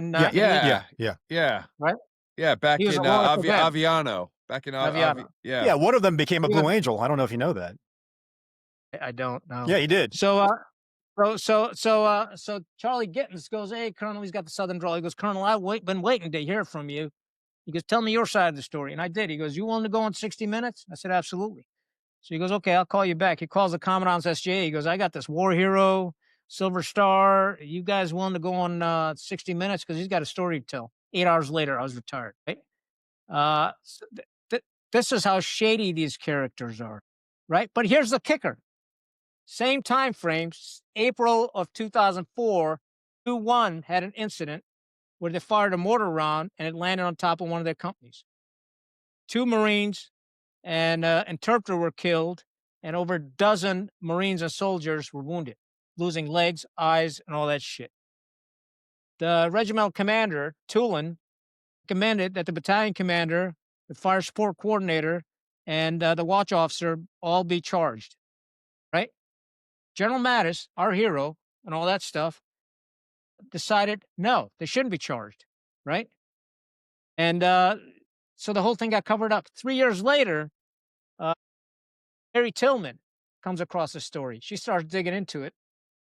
Assistant Commandant of the Marine Corps had to go in front of Congress and apologize because the Marine Corps had told the families that this was from an enemy incident. We lied to our families. And this is Mattis. I mean, you got to be shitting me. No, okay? Tulin became a general too. Well, Tulin tried to do the right thing, but he got pushed aside, right? Yeah. But Hagee was a commandant at that time frame. Doesn't a commandant have an obligation to treat 2 battalion commanders the same? I had no direct, as a consequence of my command, no Marine killed. We had a bunch wounded, no fratricide incidents, nothing. And I got shit canned, and they keep this other guy who retires as a 3-star general. Think about that one, right? I'm not going to take names because it's unnecessary. So this goes back to, so when I was retiring, my commanding general called me in, he's pissed off at me. He goes, why'd you put the retirement papers without talking to me? I said, well, I don't need to talk to anybody. I'm done with this gun club. No, we can take you to Iraq and, we'll give you command. You can recover. I said, I don't want to fight for the Marine Corps anymore. I'm done. I just don't want to do it. And I said, I'll tell you something. I said, you keep promoting that guy, the new commander. I said, one day he's going to make a big mess. And unfortunately, I wasn't wrong. Guess who the new commander was? Hey, hold on. Let me guess. Hold on. Mackenzie. Yep. Man. Wow. Guess who? Who was named the other day in the speech? Yep. Yeah. He got named the other day. By Heckman, right? But guess who's responsible for the Kabul withdrawal? Mackenzie was. Right? So, and all this past 20 years, 17 years at that point, I kept my mouth shut. We're at war. I didn't want to run my mouth. I didn't want the Marines to lose confidence in their senior leadership. I just kept quiet. Nobody even heard of me. They actually thought, hey, that guy is guilty because otherwise he would have said something. I just professionally said, you know what? I'll keep my mouth shut. Because the Kabul withdrawal happened and Schiller was thrown in the brig for doing the right thing. He went about it the wrong way, but he wanted accountability. They threw his ass in the brig. Yeah. Right? That's when I said, I got to speak out. So I opened a LinkedIn account because I hate Facebook and all that shit. It's just a sewer pit. And I started, leaving a couple of comments here and there. And people got interested and people wanted to hear more. I started telling them more. There's a Marine that said, sir, you got to start a YouTube channel. I was like, shit, man, I don't even know how to, all this stuff you see around me. It's just, so I learned all that stuff on the fly and I started making YouTube videos. And all of a sudden it just freaking, because there's an appetite for the truth. Yeah. People want the truth. Yeah, they want to know the truth, right? So that's the first part. And the second part is if you go back in history and you look at, all the way from Korea, Vietnam, all the absent Desert Storm, we haven't done well. And the reason we haven't done well is not because of our equipment, our training, and our young troops. The reason we haven't done well is because our senior leadership sucks. Systems. They're terrible. Yeah. I've taught them, I've fought with them, and I've seen them. These guys hide behind PSDs. When I was a battalion commander, I didn't have a PSD. My PSD was the main effort. 140, 160 Marines I was with. Hey, my Lance Corporals don't have a PSD. Why the hell do I rate one? So I never had one, right? They sit on fobs and they hide on fobs and then they bullshit and embellish the truth and write themselves up for awards. And at the end of the day, they end up being incompetent senior military officers. They're not the Terry Allens that was a master of the night attacks, would be with his troops, leading them. They're not Brigadier General Roosevelt on D-Day lands with the assault wave. Terry Allen's, you're talking about Terry de la Mesa Allen? Yeah. Yeah. He's a madman. Yeah. Big Red One. Yeah. Yeah. A lot to say about that because you're right on. It's amazing that these guys get, it's like. Hey, Genghis, I want to share a couple insights with you from an aviation standpoint and what I've done overseas. So one of the things we saw quite a bit was the need to fly aircraft into areas to get tax-free money for the month, right? I've seen that. That's unbelievable. Flying into country just to get an air medal. Hey, let's send it up and just get in the airspace and fly around and turn back. So, my first time in combat, I got to release a weapon. That's the first time ever, right? And I remember coming back and the next night, some senior officer in 05 released a weapon on his last flight and he was pointing fingers at me. He's like, I spent 20 fucking years in the Navy doing this. And this guy shows up and releases a weapon the first night. And that's when I realized it's not about, there's a big gap between I'd say folks like us, guys that want to actually do something for our country and the guys that want to be something. And that started to frustrate me. Right. And then even going into the FAO community, when we saw Arab Spring emerging, when I was sitting in AFRICOM over at Stuttgart, the guys next to me in North Africa desk were seeing this and we were reporting it and nobody did anything. Right. Here we are writing for Secretary Clinton. We're writing these things up saying, hey, this is what's happening. And nobody's paying attention.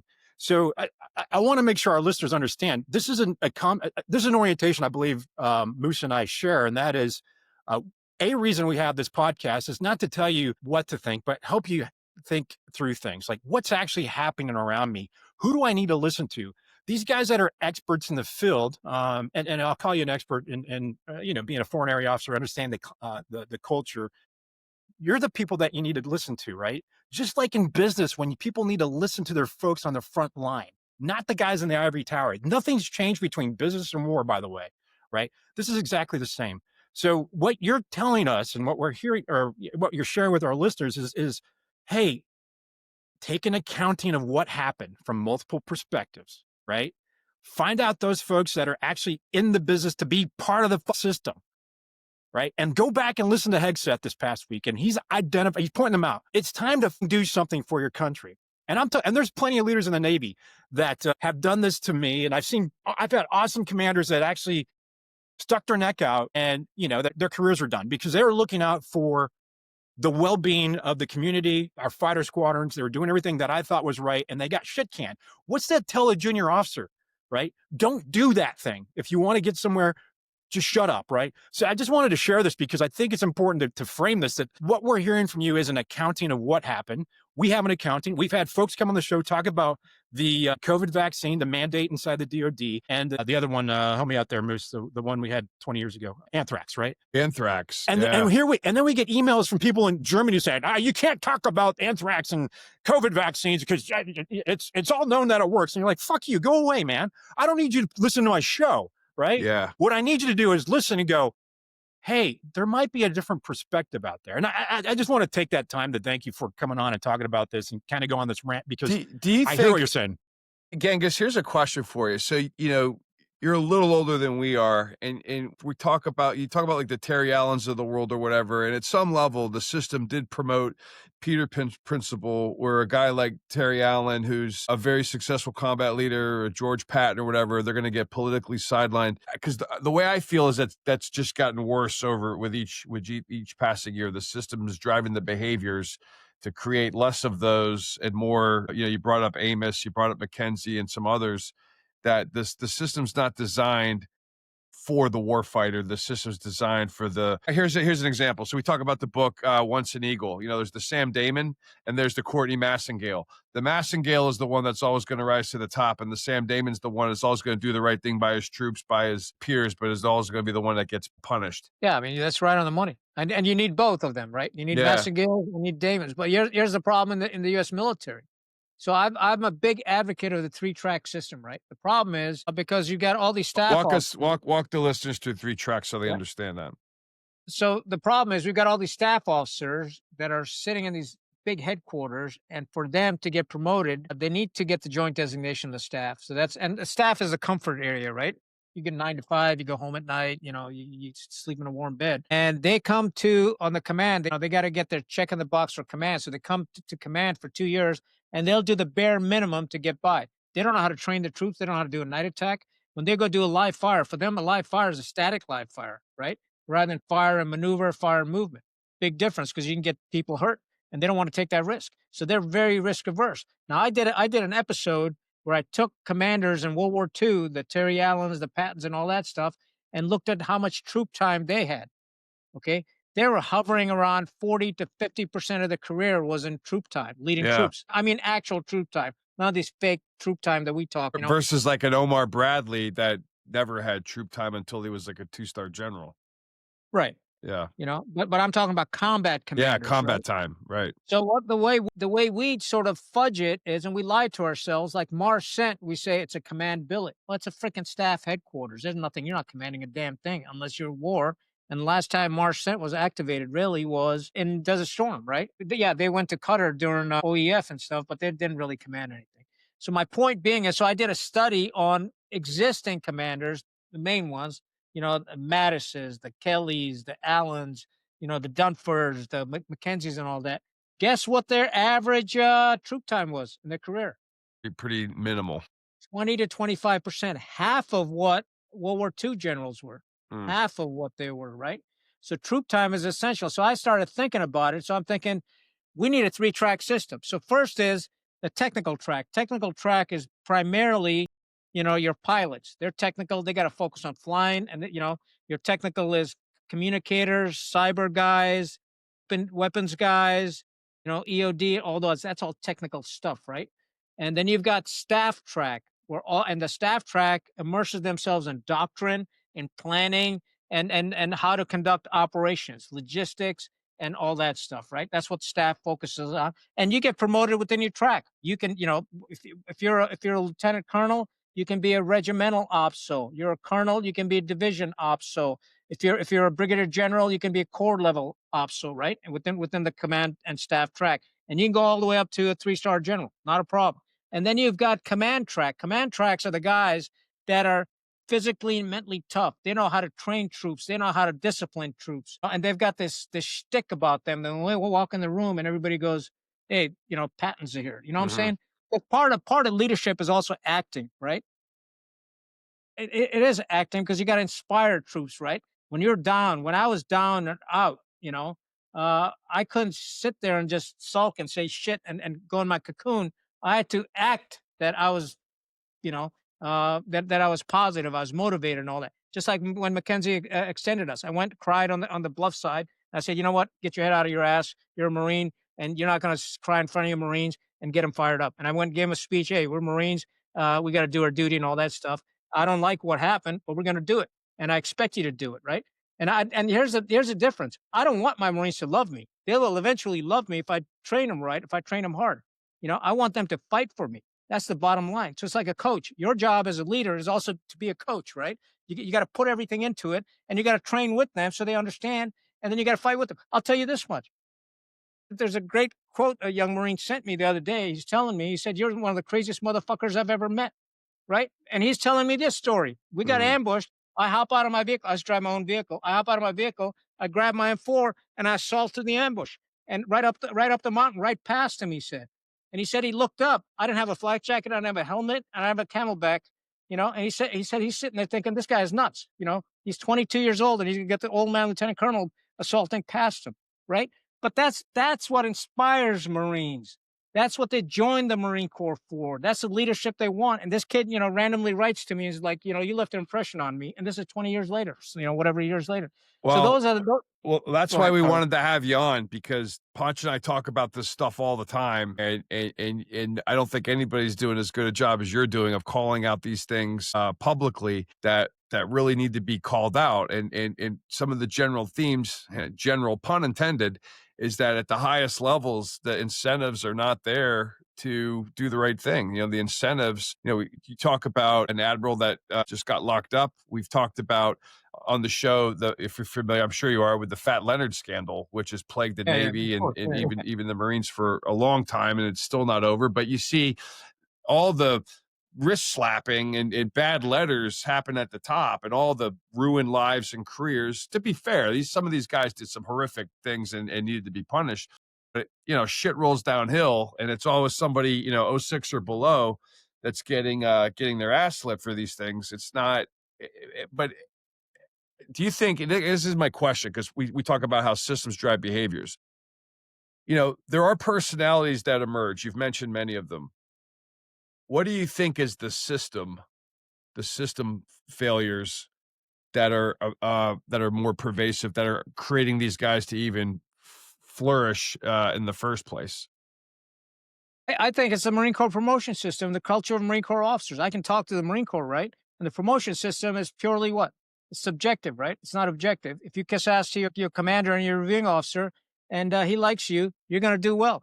But there's no mechanism of training, of testing you or evaluating you. There's no mechanism, right? And it's objectively evaluating you. I'll tell you this much. On my own dime, I went to the Army's commander's course at Fort Leavenworth, 2 weeks, right? For 2 weeks, I had to write my own op order every day. Every day I had to write a full-blown op order. And then we put that in simulation. And I had to fight it with a gray beard sitting next to me, evaluating me. And I'd come out every evening out of the sim center, freaking soaked in sweat. It's like I just ran, PT. And the reason being is it was rigorous. And when I walked away and I flew back to, then right after that, I went to the Marine Corps Commander's course, which is, stand there and we talk about the key volunteer, the key wives, and all this happy horse shit, which has got nothing whatsoever to do with war fighting. But we're licking the self-licking ice cream cone because the commandant said so. And I'll tell you this much. Let me tell you this. When I was at MSTP, all the MEF exercises that we did, the MEF level exercises, core level exercises, I never saw the Commandant of the Marine Corps attend single one of them. So how the hell does he know how his lieutenant generals are? He doesn't, right? When I went to the Army's warfighter exercise, the Army Chief of Staff was there, General Shasinski, right? And this is what Shasinski said. He got up and he said this, and it still resonates in my freaking brain, is that, and his words are, they say that it takes 50,000 troops to train a general. I can't afford 50,000 troops. So you better show me what you got here. And I'll tell you what, the pucker factor went up in that warfighter exercise. Every general was like an Iron Major all of a sudden, right? And so the culture is we have to objectively be able to select the right type of officers within these tracks, right? They're technically proficient. They know how to staff, plan operations. They know how to lead troops and train and lead troops in combat, and then find a way to evaluate them. So that's the first part. The second part is, and this is heresy, the Marine Corps officers are a very dangerous breed. Okay, we're cannibals. Okay, when I was a rising star in the Marine Corps, everybody would kiss my ass. They would stand outside my house and say, "Hey, Colonel Khan, how are you, sir?" and all this stuff. The day I got fired, they wouldn't even look at me, Mm, right? But we say semper fidelis. yeah. It's a cutthroat business because we pit each other against each other. We don't build teams. Yeah. It's all fake shit. Speary Vals. Remember Speary Val?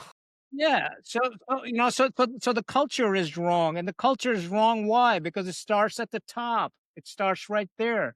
And until this isn't fixed, this is all going to be screwed up. The last time we really had a good commandant that I remember in my lifetime was General Al Gray.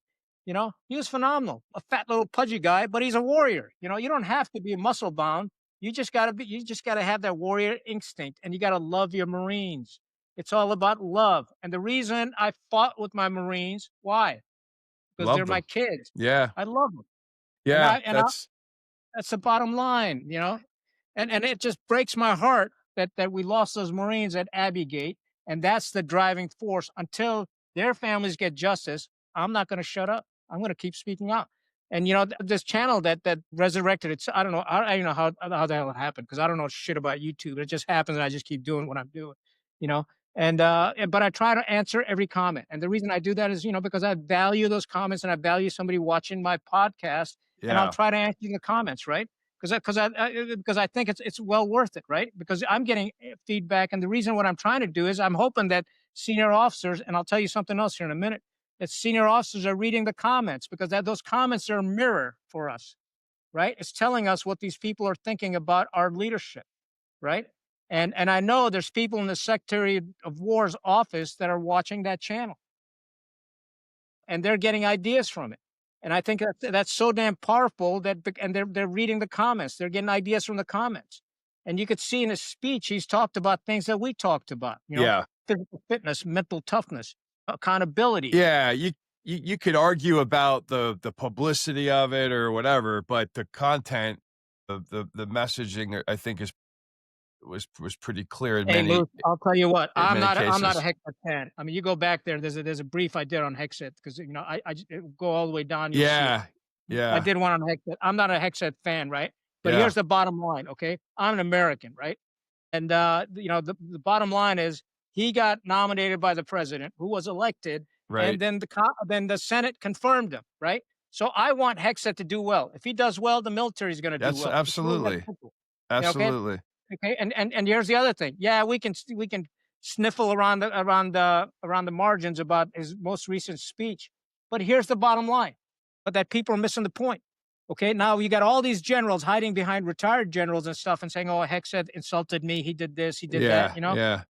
My view is, hey, stud, you're a general officer. If he was insulting you and he hurt your feelings, why don't you have the guts to stand up and walk out, put your stars down, and say, you know what, I'm done. I'm resigning. Yeah. Why don't you do that? And that's called moral courage. That's calling speaking truth to power. And these When was people the don't last have it. time, in your assessment?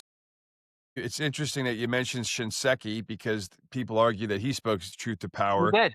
You In did. the Marine Corps, we had Greg Newbold, Lieutenant General You Greg did. Newbold. Yep, I served with them. My father's classmate at West Point, John Batiste, was a two-star. There's very few generals that are willing to actually do that, and there's very few generals that won't, until they're retired and they're safe, that will say something. You can dig up a general on either side of the political spectrum anytime there's an incident to comment or whatever. But to your point, a lot of these guys, when are the last times that people are doing the right thing when they were in uniform and cashiering themselves and putting themselves in in front of the bus? They don't. They don't. I mean, they need all our general officers need to go on TRT. Honestly, I mean, their estrogen level is so damn high that they've forgotten what it takes to be a freaking man. I Yeah. shit you not. Yeah. I would give if I was Secretary of War tomorrow, and if somebody's listening to this podcast in the Department of War, give every general officer a total testosterone test and a free testosterone test. Take a look at it, and if they're low, put them on TRT. I'm telling you, it's a hormonal issue. And people think I'm nuts, and maybe I am, but here's the bottom line. You take a bunch of women together, the menstrual cycle starts being the same. This is scientifically proven, right? Their hormonal cycle starts being the same. The same thing happens to men. You put a bunch of guys, high estrogen guys together, and guess what happens? They end up being the same. They just become this low testosterone type dudes, and that's what we got. We got general officers walking around with man boobs. I mean, you got to be shitting me. Okay, these guys are supposed to be warriors. We should be, the Chinese should fear us. They should fear us. You know what? Now they mock us, and they mock us because of our leadership. Yeah. That damn parade that Trump did, which I criticized. I thought it was stupid, and it turned out to be even worse. It backfired, right? With these freaking disheveled guys. They weren't. I don't know what the hell they're doing. They're just Did you see loitering around. the Chinese parade the other week? Yeah. There's Unreal. It's Yeah. absolutely unreal. And if I was the president of the United States, I would have freaking reamed somebody for that fiasco. Yeah. Right? And that's setting the standard. And I'm telling you, I guarantee you, when the Marine Corps' 250th birthday parade happens, you wait and see. And it's not because of the Marines are going to do it better, because they know what's going to happen. Because how Trump felt about that last parade, and he's absolutely right. I don't agree with many things that Trump does, but he's our president. I want him to do well. Yeah. The nation does well. Yeah. That's the way I look at it. I'm neither Democrat, I'm not a Republican, I'm not liberal, I'm not conservative. What's right? interesting is when you go to your YouTube channel and you look at, when I hit most popular videos, you've got you got 2 lieutenant colonels, Stu Scheller, that we're familiar with, and Lohmeyer, and then Yep. everything else is about toxic, corrupt, groveling generals. Yeah. A general going to prison, and you're getting hundreds of thousands of views on these. Hopefully more after we do our part to help get you more attention. But there's so many concepts that are universal, not just to the military, but these things are happening inside of corporations. These things are happening inside of other organizations too, that there's a lot of things that you're pointing out that people need to be aware of. And it's these systems, again, that are driving behaviors where the worst are rising to the top. And I'm going to talk about the systems. If you can just go to the shorts page, I just uploaded a video today and watch that one, because it's a short 3. I'm just learning how to do short videos. In fact, I learned it this morning. Yeah. So I just threw one on there. And basically what I talk about in that shorts video from this morning, right there, that ugly face, All right there. Let's see if this works. I mean, boom. That was awesome. I dreamt about this shit last night. Honest to God, it's the first thing I did. I woke up this morning. I had to make this video because I was dreaming about it, right? Because it's passion, man. It's a big deal. My son was a Marine too, and I'll tell you this much. I got twin grandsons and another one. I don't want them going to the military with this type of leadership. Yeah. I don't. I'd rather go myself as an old man and go fight on their behalf than have them go and work for these clowns. So Punch and I have had this conversation quite a bit about, what would you tell your children? What would you tell your friends' children? And yeah, it's very hard to recommend the military as an option sometimes. And for me, it because it's so far removed from, defending the Republic and the Constitution, all that stuff. It has become a corporate career path that if you're not going to play the corporate career game, you lose. And at the end of the day, General Eisenhower was 100% correct, and we failed to listen to him. We failed to listen to General George Washington when he talked about entangling alliances, and we keep going on foreign misadventures. On my channel, I wrote a mission statement, and there's 3 simple parts of it. Public accountability of government officials and military senior officers. That's it. That's the first one, right? No more foreign misadventures. That's the second one. And the third one is come up with practical solutions. That's what Sentinel does, right? And that's what we're all about. And that's what we have to come up with, because this is serious business. We're spending $1 trillion a year on this stuff when we've got 50 million Americans that are food insecure. America's in deep trouble, I mean, our infrastructure's decaying. There's something like 200,000 bridges that need refurbishing or repair. Well, let's not forget about our veteran community too. The suicide rate, the mental health problems, right? Yeah. 22 a day. 22 a day. And just in the past week, we've had 2 Marines that did that mass shooting, and we had another Marine that freaking choked his wife to death. There's a freaking problem, and the problem is these foreign misadventures. We talk a lot. We've had a lot of episodes around psychedelic therapies for veterans to help mitigate the effects of trauma. And we had Keegan Gill, call sign Smurf, who's the, correct me if I'm wrong, Punch, he's the only naval aviator to survive a Mach 1 ejection. It's close to Mach 1, yeah. Yeah. Just underneath it. It's insane. Yet at the same time, his miraculous recovery, he actually did wind up flying again. And also, though, he got inducted into the VA system and it nearly killed him. And a lot of it had to do with things like prescription drugs or whatever. And he's become an advocate for psychedelic therapies to treat trauma for veterans. Because to your point, yeah, we're losing veterans to suicide. I think we're losing our soul in that respect. That desire that we all had to go in there and be a part of something. It's hard to see that. So when a young person asks, "Hey, Dad, should I go into the Marine Corps? Hey, Dad, should I join the Navy?" You know, or if they say, "Dad, I don't want to join the Marine Corps." And my 18-year-old son recently told me that I don't want anything to do with it. And I said, I can't argue with you. I Yeah. can't argue with you. And it's a shame, right? Yeah. It's a damn thing. Well, and when it's a shame, and at the same time, it's not a surprise. And you're calling these things out, and we're looking at these things. And again, when I look at the videos that are getting the most views, I mean, it's like there's a market for truth, and it's comforting to me to know that there's people like you out there that amplify the things that Punch and I believe, and our business partners that have experienced this stuff too firsthand, and speak truth to power. And it will come at a cost. I mean, that's what Boyd knew. Hey, it's going to cost me I'll never be a general, and so I'm going to venture to say this, Moose, if your Yeah. orientation is such that you want to be part of a system, if it's in corporate America or part of the military, you're not going to enjoy this conversation that we just had, right? Yeah. Because the whole part about evil and corruption is, hey, I need to suppress information like this in order for me to thrive in my environment. If my objective is to be somebody, Right. fuck these three right here, right? Well, I'm not going to listen to these guys, right? I need to shut this down. And we saw that during COVID, right? We saw that 4 or 5 years ago, where that information that's flowing into a system, if it doesn't align to your orientation or forces you to update that orientation, the easiest thing to do is take action to suppress it, right? That's what the OODA loop tells us, is we suppress that information that we don't like, right? And I think people are not going to like this. I think some of our listeners will hate this because they're used to being part of a system, and they're not the ones that are going to change. And that's fine. We don't want them around here because this is an open invitation. Here's an accounting. Here's a way to look at things. What are you going to do about it? Yeah. And the chances are, if you suppress this information, run away from it, you're the problem.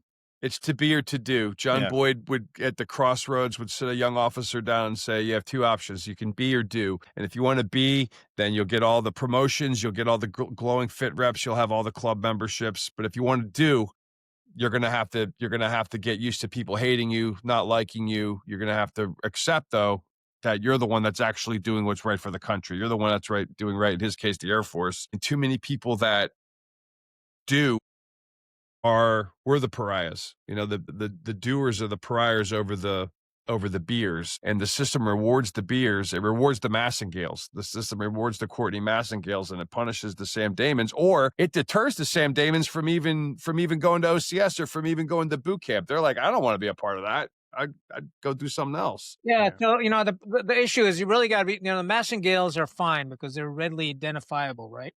But the ones that are dangerous are, they're the Damons, right? They're Massengales pretending to be the Damons. They're fucking dangerous. Yeah. Right. And Tell us more. They can destroy an organization. I'll tell you, real life example, and I'll I got no issue with it. Mattis is a great example. That's a person you got to study. Now, Mattis, to one segment of the population, is the monk. He's the hero, right? He's like everything, the right? modern Patton. Right. The modern pattern. And I've seen Mattis in action. I've been in combat with Mattis, right? And I've seen him work the room also, right? And then when Mattis says, I love to get in a brawl. Have you seen Mattis? I don't think he could do 3 pull-ups, right? But this guy, he's got the talk, right? And everybody goes, oh, he likes to, get in a brawl. Give me a break. You couldn't even carry a 30-pound pack. You just don't have the physical attributes to be a Sam Damon. I mean, it's really that simple, right? But you're pretending to be. That's the fundamental flaw. Maybe I ask you this and it could be a historical example, but just in your time from when you were commissioned, from when you're retired, who are the senior leaders that you mentioned? General Gray. I mean, who are the other ones that gave you reassurance? Like, hey, there's still some good ones out there. There's still the Vietnam officers. I mentioned Jay Vargas, right? Yeah. Because Jay Vargas taught me about leadership by walking around, right? Colonel Wild Bill Simone taught me about you have to be mentally and physically tough. And he's going out there as a battalion commander and thrashing a young lieutenant, second lieutenant, just out of TBS. He's setting the standard. This is the bar that I expect you to operate at, right? Then you had General Livingston, right? I mean, these guys, Ripley is another example, right? Colonel Fox, another example, right? But what happened in the Marine Corps was when Krulak came in. When Krulak came in, he came up with this bullshit theory of strategic corporal. I mean, are you shitting me that he's a strategic corporal, 21 years old? This kid is a strategic corporal? You're abrogating your responsibility. You basically told all the officers, hey, just dump all the decision making on this young kid and just back off, right? And what does that do? That sets him up for failure. It's your job to make those decisions, right? And then we came out with everybody in the Marine Corps, the John Allens, the John Kelly, Dunfords, the Mackenzies. All these guys were the part of the same clique, right? It's a cobble. And if you go on Mackenzie's most recent book, go on Amazon, look at the forwards on his book. It's these same guys write for each other, right? I'm going to do an episode on that, right? So they're complicit because they're doing that. It's a self-licking ice cream cone. There you go. So what happened in the 90s was John Allen's and stuff, when he had IOC and everything, everybody started reading books. Mattis comes out with, hey, I got a library of 3,000 books, right? So what's a young officer thinking? Shit, if I get a library of 3,500 books, I'm going to be like Mattis, right? So everybody starts reading. Well, you can sit there and read all the muscle magazines you want, but until you get in the weight room and start throwing weight around, you ain't going to get big, right? So we had all these officers reading books, right? But they weren't applying what they were reading. That's interesting. So Boyd with Mike Wiley and General Gray, they bring the reading list in. And to your point, is the reading list of, because I think that you have to read at some point. You can't be all asked. You do have to be someone that can engage intellectually, learn from philosophy and history and how you're going to apply things in real world situations. Have these reading lists evolved into just checklists? Because I question a lot of the things that I actually see on the reading list anymore. Like, they're not things that challenge your assumptions. They're not things that like shatter your cohesion to what you think. You know, they're not making you uncomfortable when you read them. I think the problem with our reading list is this. Now, I haven't gone to all the schools. I've read every freaking book there is, about military history, tactics, all that shit, Yeah, and you're not saying don't be a reader. You're just saying, no, not at all. But the issue is I've read Napoleon's Wars like 3 times, right? But I never understood. I read Clausewitz probably 5 times, but I never understood it, right? Just reading doesn't just make you smart. It's a synthesis and the analysis part, right? Yeah. You got to synthesize all that shit, and it's got to start making sense. But if somebody doesn't sit down with you and talk about that book, and that was the advantage of Saul, right? You did the reading, next day you came around that group, your conference group, and you talked about, and you got different ideas, different perspectives, right? But then you got to apply it. So we did the World War II Normandy landing, and while we're at the schoolhouse, we're criticizing the landing. This could have done, because history, you got the benefit of hindsight, right? And then we actually went out there. We went out to Normandy. And when you stand on the terrain, and then you come back to the schoolhouse after the Normandy trip, and they have you rewrite the plan. And guess what? It was exactly the same that Eisenhower wrote. Exactly the same. Why? Because geography matters, right? Because context matters, right? You can't get that context from a book. You have to go experience, and this goes back to the orientation. You got to go to the front lines. You got to be present, right? Yes. And that's where Mackenzie failed in his duties. There's a congressional hearing where the congressman asks him, where were you on 26 August? And he clicks Tampa. He clicks off of it. What are you doing in Tampa when your main effort is in Kabul? At a minimum, at least be in Qatar, right? So the commander has to be, follow me, lead from the front. What does that mean? It's not just in peacetime or in PT. In combat, you got to lead from the front. And unfortunately, we've forgotten that culture because we just think, hey, you can read about it. I can read about it. I can watch an ISR tape, but you don't feel the dust. You don't feel the sweat. You don't see how your Marines and soldiers are doing. You don't feel any of that stuff. And I think that's so important to get that feel and that orientation that you're talking about. That's absolutely critical. Now, the question, you got to ask is, after my Marine Corps career, I went in the corporate world, and it was just another cesspool. So and I was making buku money and all that stuff. And thanks to General DeLong, he rehired me. Believe it or not, I love that guy. Unfortunately, he's passed away. And he's fired me a couple of times too in the corporate world, and that's fine. Then he rehired me again, but I refused to work for him until I renegotiated my package. So you have to give me more money every time, right? It was, it's just but my point being is the same leadership principles apply in the corporate world. I'll give you an example. I was in charge of this office. They used to get 45 minutes for lunch. I gave an hour and a half. There's like, hey, this is great, right? Yeah, but you're going to the gym with me. Yeah. You want an hour and a half lunch? Come to the gym with me. They started going to the gym. They started calling HR. This guy's nuts. He's taking us to the gym. HR's calling me like, what are you doing? I said, don't worry about it. We'll talk in 6 weeks. Give me 6 weeks. In 6 weeks, when they started seeing improvement in their body conditioning, they're loving it. Corporate loved it. Their medical costs started coming down. So the same leadership principles apply. You got to demonstrate that. You got to show people that you care, and you got to have systems in place, that you're operating faster than your competition. And the part of the OODA loop is understanding your competition, the threat, right? What the enemy's doing. Right. And you got to develop that Because they get muscle a vote. memory. They get a Yeah. vote. And I'll tell you, the Taliban, the insurgents were phenomenal. The problem was, the reason we're successful in Afghanistan, the battalion, was because we didn't have a fob. They didn't know where we're going tomorrow. They don't know where we're going today. Sometimes I do a U-turn and go around another valley, right? Wherever I felt like going. You come out of a fob, what are your options? You can go straight, left, or right.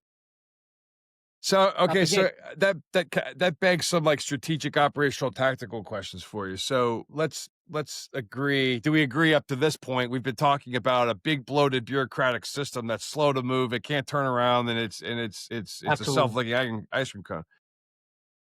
You're our adversary. You're America's adversary. You can actually be really successful with insurgency, information warfare, media warfare, lawfare, all the things that the Chinese officers talked about in unrestricted warfare. You can actually be real successful with that because these behemoth that we've built doesn't have an answer for that. And a We don't corporation, know how to and a operate. Yeah, we don't know how to operate in that grid. We've forgotten how to operate in that grid. Back in the Revolutionary War, we knew how to do insurgency. We were the masters at it. That's how we defeated the British Empire, right? Back then. And since then, we haven't. So what we've done is we've taken these high-end individuals and we've made them experts in insurgencies, but we don't have enough of them, right? Because they just can't get through the Q course. That's the issue. So what happens is when you go on these austere environments where we can't cycle information fast enough, right? Where the environment itself is arduous. We don't understand the language. We don't understand the culture. I'll give you an example. Whenever you see a picture of me, rarely you'll see a picture of me sitting on the ground with Afghans. Why? Because Afghans want somebody in authority. So I would have a field chair. I would sit in a field chair and they're all sitting on the ground around me. Why? Because they want a person in authority. If I sit on the ground, I'm one of them. So little nuances like that. I'll give you an example of a very good one. I always told the Marines, when you damage something, settle it right there and then, right? We used to have surf funds, pay them. You hit somebody's wall with the 7-ton, figure out what the damage is, give them the money. Because normally they're supposed to, put a claim in through civil affairs, fill out forms, then the government transfers the money to the bank account. First of all, they don't have paper. They don't have a pen. They don't have a bank account, right?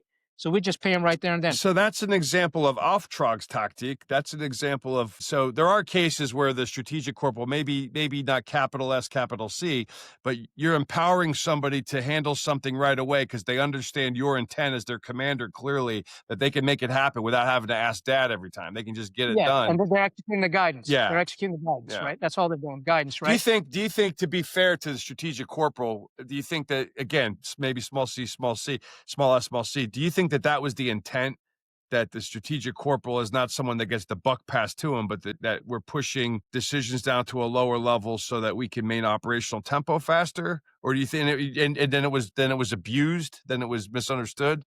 It made the leadership lazy, Yeah. right? We started sitting in our offices, right? And then the officers stopped going to the barracks, and then all of a sudden the barracks got all screwed up, and then the assistant commandant of the Marine Corps had to come on national TV and apologize that we got bad barracks and we promise you we'll get them squared away. That's why, because we stopped inspecting, right? And don't get me wrong, my NCOs are phenomenal, but I spent preponderance of my time with my NCOs because I wanted them to know how I thought.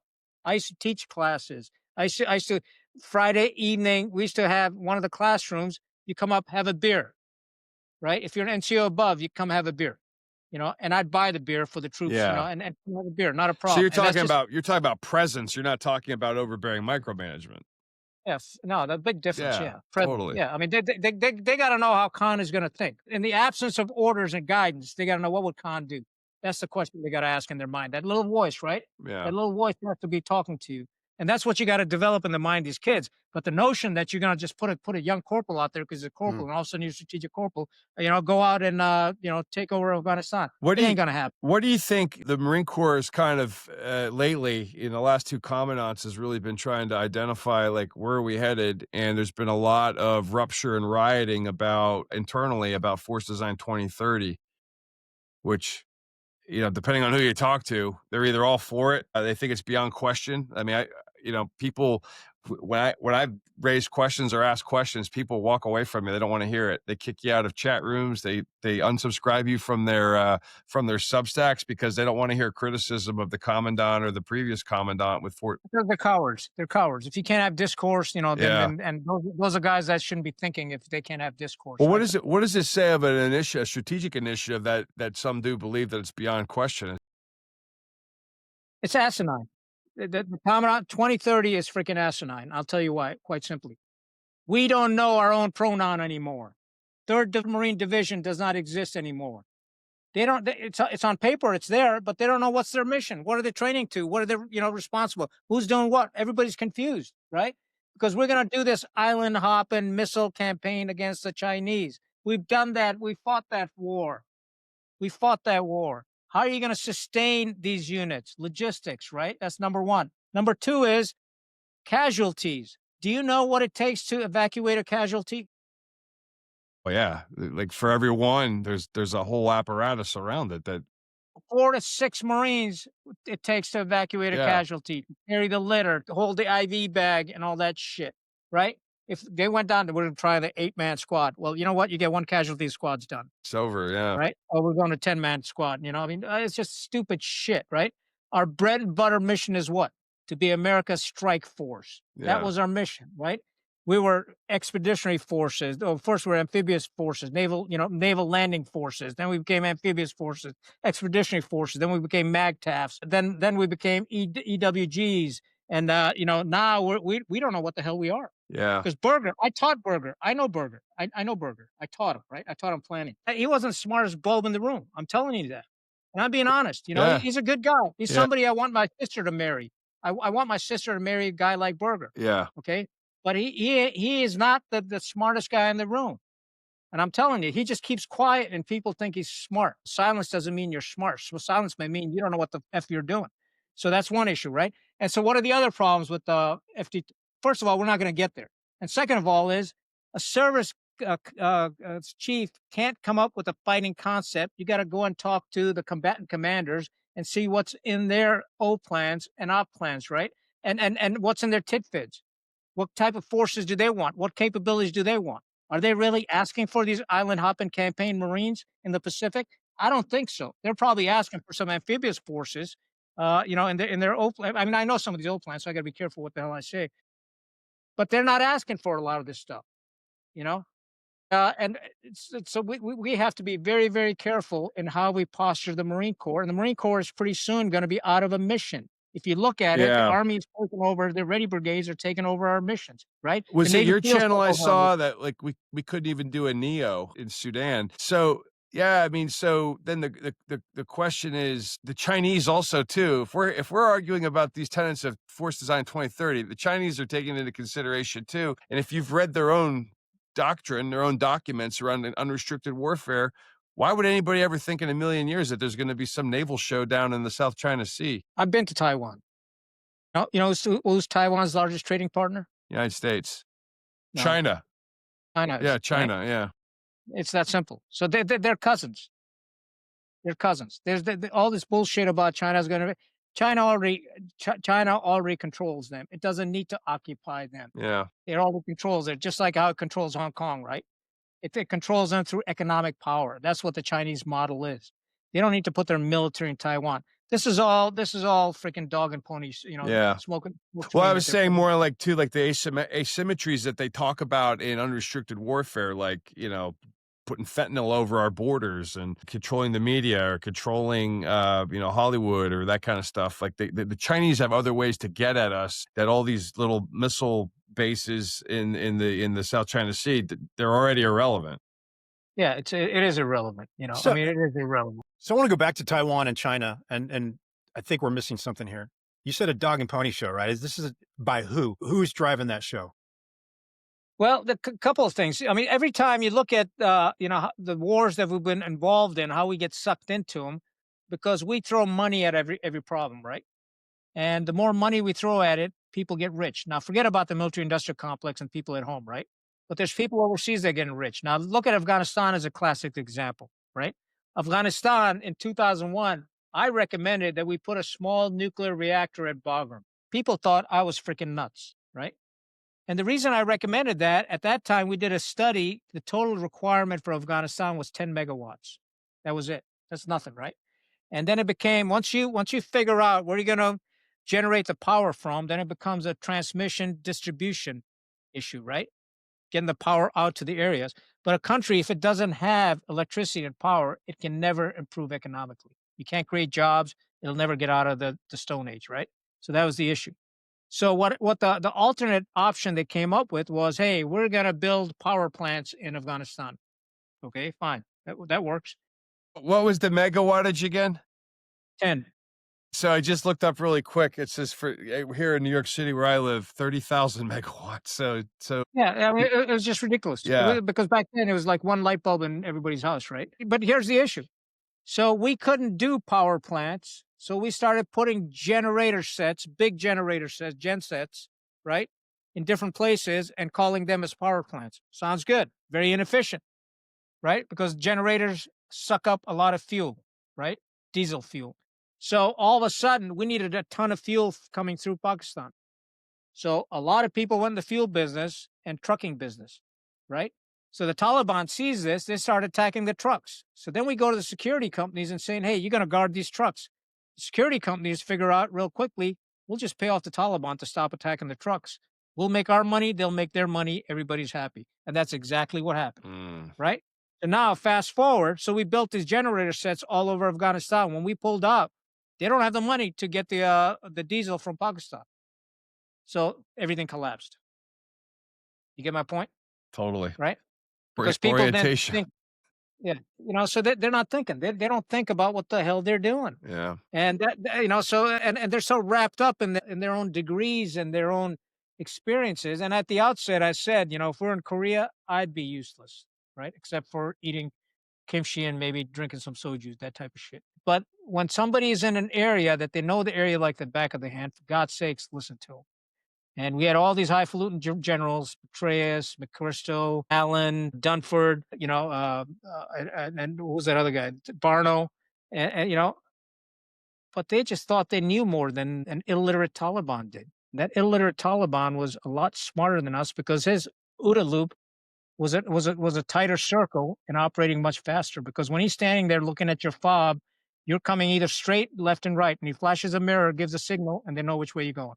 And as you said, as we agree, with orientation being the most important part, they're oriented. They know what's actually going on. They're attuned with their environment. They understand that the medium is the message, and they're really, really good at it. They've been really good at it for thousands and thousands of years because they've repelled every single empire that ever tried to get in, going all the way back to Alexander the Great.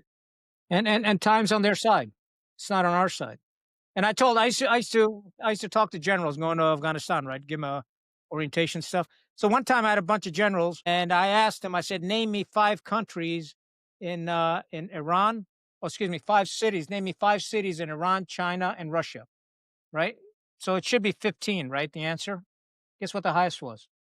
7. 7. 7, right? And these are the same generals that are talking about bombing Iran, going to war with China, and Russia. Total number of cities they could name was 7. That tells you that these guys can't think without their staff. Do you think you mentioned Clausewitz earlier? You think too much Clausewitz and not enough Sun Tzu? I think it's not enough street smart, honestly, because the Taliban has not read Clausewitz or Sun Tzu. Yeah. Ahmad al-Sharaa, the ISIS president of Syria now, that was ISIS at one time. Do you know the guy I'm talking about? Yeah, that General Petraeus just had a nice fireside chat with. Yeah. Yeah, I did a video on it. That's one of your better ones. Yeah. Ready to get on his knees in front of him, right? The thing is, you got to bring him in and you got to talk to him and you got to pick his brain. How did you beat us? How did you beat Assad, the dynasty? But we don't do that. We should go into Afghanistan. I'll lead the effort. Let's go sit down with the Taliban, drink some chai, and say, okay, what did you guys do that beat us? And they'll tell you exactly what they did. It was what we defeated ourselves with our corruption. Our corruption was one of the biggest things.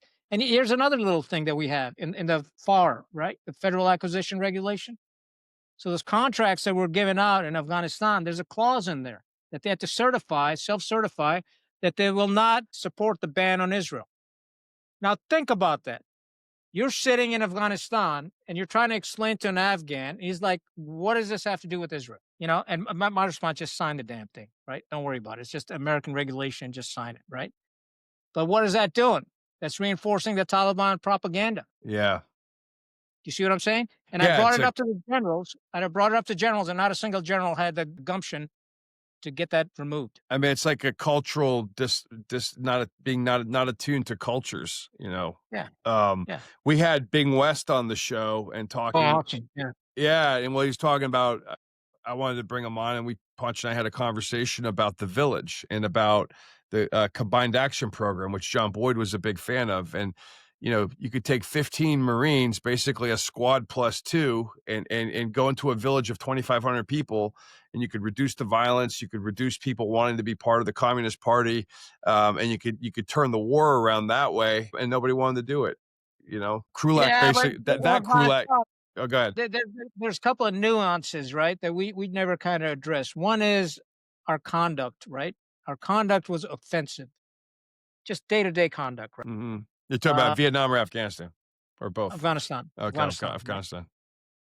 Vietnam was different because Yeah. Vietnamese people are different, right? So in Afghanistan, like walking around without Bing did without a say shirt that, on. by the way, when he was on the show. He did say that Afghanistan and Vietnam were not the same. So Not at all. Yeah. Not at all. I Yeah. spend a lot of time in Vietnam. I go there every year. But the difference in Afghanistan is they don't like people walking around without their shirt on. And it's very common for us to walk around without our shirt on, especially on the fobs, right? So that's considered nudity, right? So that's the first part. The second part is pork, right? All our MREs have All the MREs all over the place. hot chow. They find it offensive. They think it's blasphemy because they follow the Bible and the Quran. It says don't eat. Leviticus 11 and the Quran, it says avoid, the pork. So that's the second issue. How about drinking? Drinking is another one, right? Yeah. Especially in the rural areas, right? But not in Kabul and stuff. But people, but that. And the thing is, you got to remember, the word travels, right, through word of mouth. So what may happen in Kabul 2 weeks later is going to end up in Lashkar, right? Word of mouth. It's the word travels. Those non-electronic networks they're pretty effective over there, huh? They are, because of the corruption, right? So the corruption, what happened was they lost faith in the government institutions, so they would go to the Taliban institutions, which were in parallel. So if there's a government in one province, let's just say Zabul province, the central government's representatives, they also had Taliban representatives. Yeah. These guys were honest. These guys weren't. They wanted money, and they're always trying to grab your land, but these guys were following some sort of norms. And in many cases, the government officials would go to the Taliban courts to solve problems, arbitrate, right? And we never got our head around that because we got sucked into these New York Afghans that were, that came in there wearing suits and speaking American English, and they took us for a ride, man. What do you think of James Gant's One Tribe at a Time white paper and the stuff that he was doing with tribal engagement? I think, but how do you do it on a large scale? Yeah. That was his message: one tribe at a time. You can't do a one size. But then you run out. Then you run out of time, right? Yeah. So you remember we came up with this theory, of a government in a box or whatever the hell it was. You remember in Helmand? And I remember talking to Larry Nichols about it when he's going to Marja. I said, Larry, I've never heard about Marja. Why are you even going there? You're going to make that place famous. It's going to suck up Marines, and it did. And guess what? We left, and Marja's back to the way it was. But we're going to, do this one-stop shop, government in a box, and all this happy horse shit. And it never materialized, right? Because you can't do it at scale. Because the problem is, it's going back to that strategic corporal. You can't get enough of strategic corporals to make it happen. You just can't train up that many people at the same time. So that's the thing. How do you train these people up so they're all equally as affected? And we just, unfortunately, just can't do it. There may be some outliers out there, some real smart corporals, some real sharp corporals, and the same thing in officers, young lieutenants. How do you do it?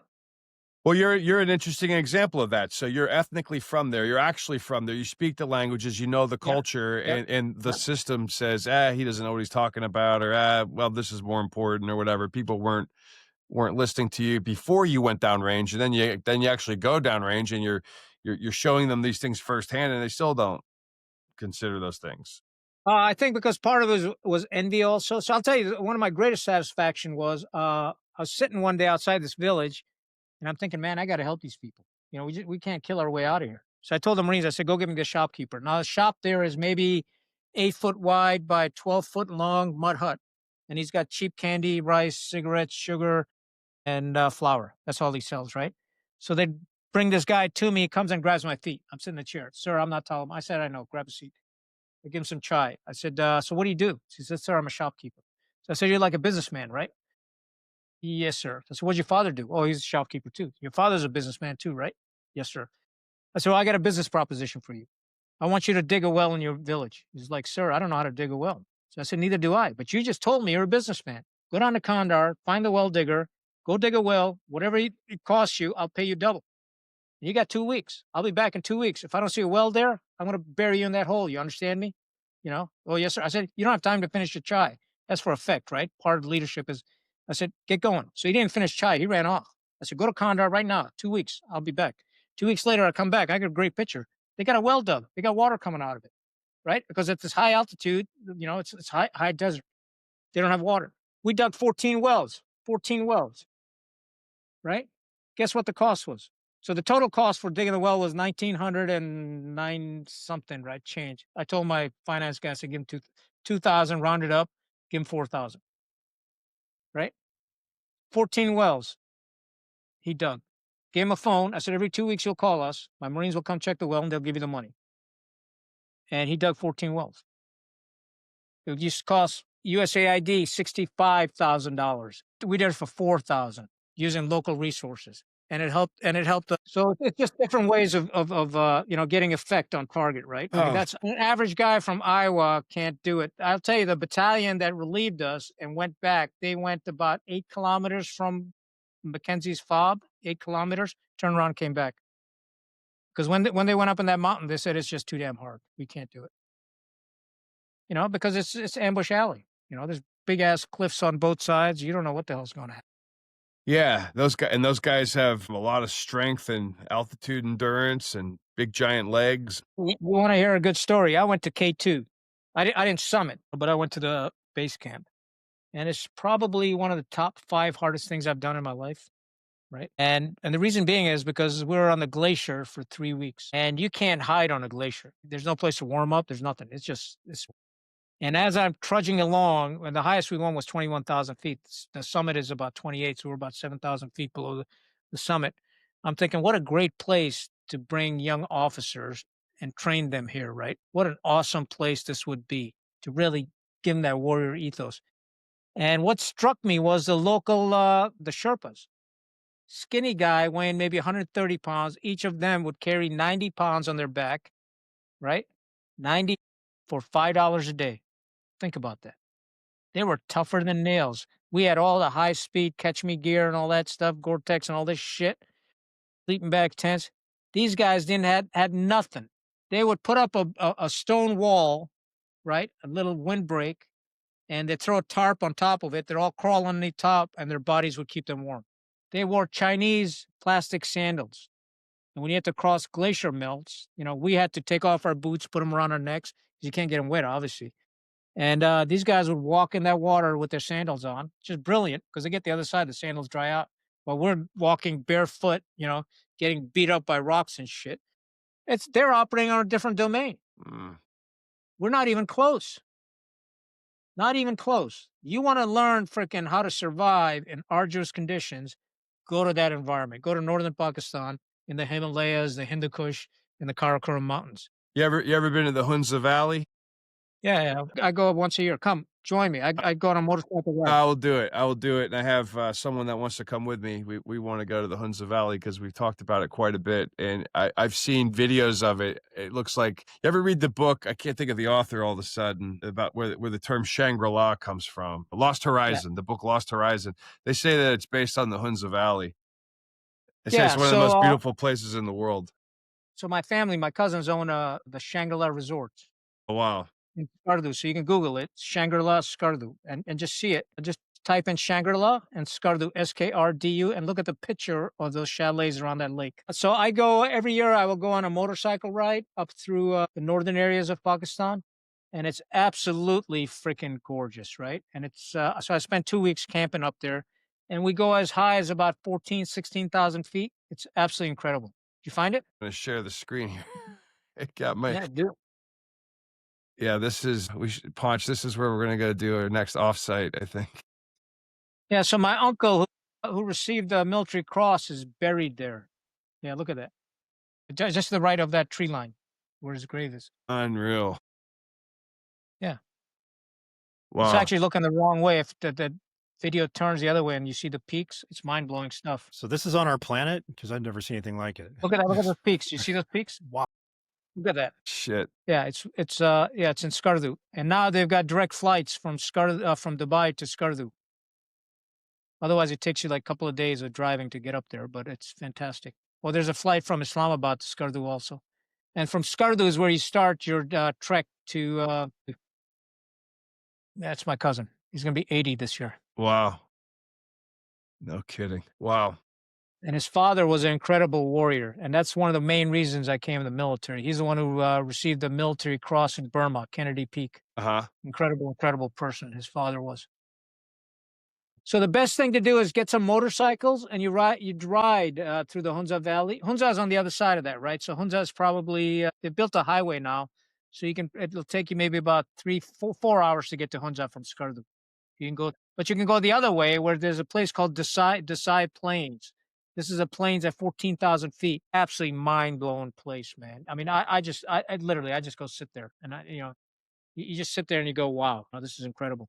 So I've done a lot of mountaineering. I've done a lot of trekking in different places. I've been to Everest also, a Broad Peak, Gasherbrum 1. Did you go to 2. mountain warfare school in the Marines? I did, yeah, Yeah. yeah. And then I did. There's one more I want to tell you. Nanga Parbat. Nanga Parbat is Google that. Nanga Parbat. More people have gone to space than got to the top of this mountain. It's the 9th highest. Nanga Parbat. Parbat. Yeah, it's 2 words. Got it. Look at that mountain. Let's see here. Absolutely gorgeous. Look at that. Isn't that incredible? And that's Pakistan. That's Yeah, northern Pakistan. wow. It's the best kept secret, man. Yeah. Well, that's the feeling I got from looking at this guy's videos on Hunza Valley. It just looked unbelievable. Look at that glacier. See that glacier coming down? Yeah. Look at That's that. crazy. This is kind of where like the Hindu Kush and the Himalayas meet, right? So there's a place called Junction Point, close to there, maybe about 2 hours away from what the pictures you're looking at. And Junction Point is where, look at that.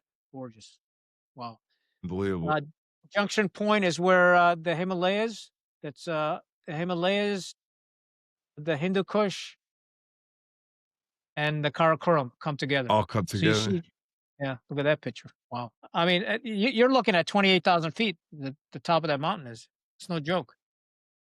You call it Killer Mountain. This one right here. Fairy Meadows. Incredible. And you got to hike up there. So it takes a little bit of doing, about 4-hour hike. Unreal. So, yeah, anytime you guys want to go there, let me know. And I'll Yeah. organize it. I'll go with you. Let's that's do easy. it. Well, Yeah, I'm serious. is there anybody up there that needs a speaker on the flow system or the OODA loop, you know? I think it's the other Man, way they- around. I think they know what they're talking about. Yeah, I'll yeah. tell you, I've met people. This will freak you out. His name is Khan Beg, right? This man, 85 years old, and when he shakes your hand, you can feel like a bear paw grabbing you, right? And the guy is so damn fit, and every day he'd disappear for about 45 minutes. He's got like a hiker's rest house type thing, you know.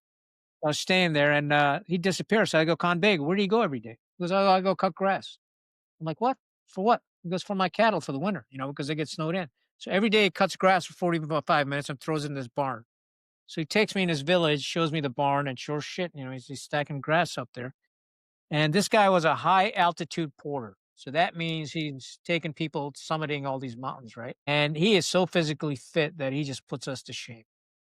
And the beauty about this whole area is the Hunza Valleys, the people are so damn nice. You'll see kids standing on the side of the roads, these baskets of apricots for guests, right? And they don't want your money. They're just offering it's offerings, right? And they take it. Yeah. It's Yeah. fantastic. So from what I've studied, the food looks absolutely ridiculous too. The food is the food is a lot of meats, a lot of kebabs, the bread is fantastic, a lot of beans. And if you like sort of Pakistani food is more meats, Indian food is more vegetarian type stuff. But the food is good. I mean, the whole thing is good. And I'll tell you what, you go to many places in Pakistan, being a foreigner, they won't take your money. So you can go in a store and pick something out, and the guy will say, "Nope, you're my guest. Please take it." And then you have to fight over it. Hey, I want to pay you because you're trying to earn a living, man. But they won't do it. It's pride. It's a matter of pride. And I tell you so many stories. I went all the way up to Punjab Pass, the border of China and Pakistan, and I think that was about 16,000 feet. And on the way back, I got a flat tire. So I told my guide, who was on another bike, I said, he said, "Hey, sir, hop on my bike and we'll go in town." I said, "No, you go get somebody." So when he left, I'm sitting there thinking, man, that was stupid because the sun is beating on my head, but I can hear a stream. So if I'm hearing a stream, I'm thinking, okay, if there's a stream, there's got to be a small, walking bridge across it so I can find some shade. So I follow the stream and I find a little walking bridge. So I get underneath it. I'm fine. I got water. I get shade. I can survive. And about 30 minutes later, this old man shows up out of nowhere with a cup of tea. And I'm sitting there, I'm like, "What the hell?" He goes, "I've been watching you." So I said, "What do you mean you're watching me?" He goes, "Yeah, I'm a shepherd, goat herder up on the mountain. I was watching you. I figured you want some." And I'm sitting there thinking, here's one of the poorest people on this planet is giving me charity, It's right? So it made me hospitality. think it's hospitality, Yeah. but you don't need to have wealth to give charity or be hospitable Yeah. Yeah. to other people, right? That's the lesson I learned. And just fantastic people. I love it. I love being over there. And definitely need to go, and you need to go sooner rather than later because the world is starting to show up because people have advertised what a great tourist destination it is. But do you know how to ride bikes, Moose?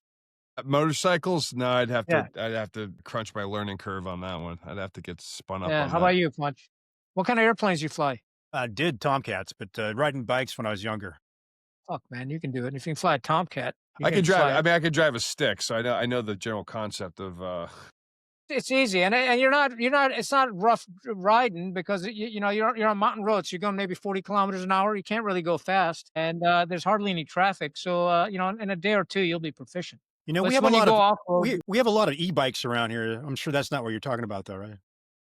No. This is like a Suzuki 150 type Yeah, there's small. probably not a charging station up Yeah, at the. I think I saw a couple generals on e-bikes around here recently.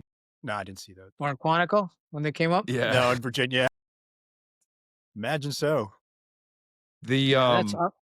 Well, no, we'll have to figure something out then. How we could continue the dialogue and change the world and talk about these things because I think that they're really important. And these systems that we're calling out, we're talking about, there's another way, and it's not just destruction. There's also creation. There's other ways to do things that more and more people need to think and consider. Well, I'll tell you this much: I've been to over 100 countries. I stopped counting. And in my travels, China is in the 22nd century. Dubai is in the 21st century. Hmm. United States is in the 20th century, going to the 19th century. Mm. So we're slipping backwards, where the rest of the world is moving forward. So every time, when I land back in the U.S. and I kind of look around, first thing that strikes me is how fat people are. Mhm. Right. So that's the first part. The second part that strikes me is the decayed infrastructure. Yeah. And the third part that strikes me is how confrontational everybody is.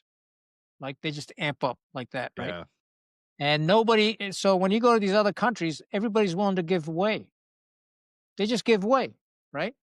So like in a lot of the Muslim countries, there's a cultural nuance where anybody to your right has the way.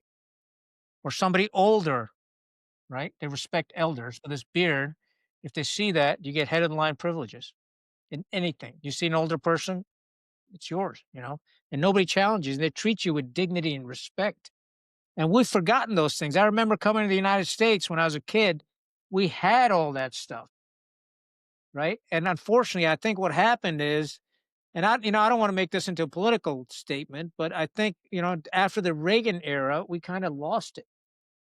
And, maybe it was during the Clinton era that we started deviating from our true azimuth.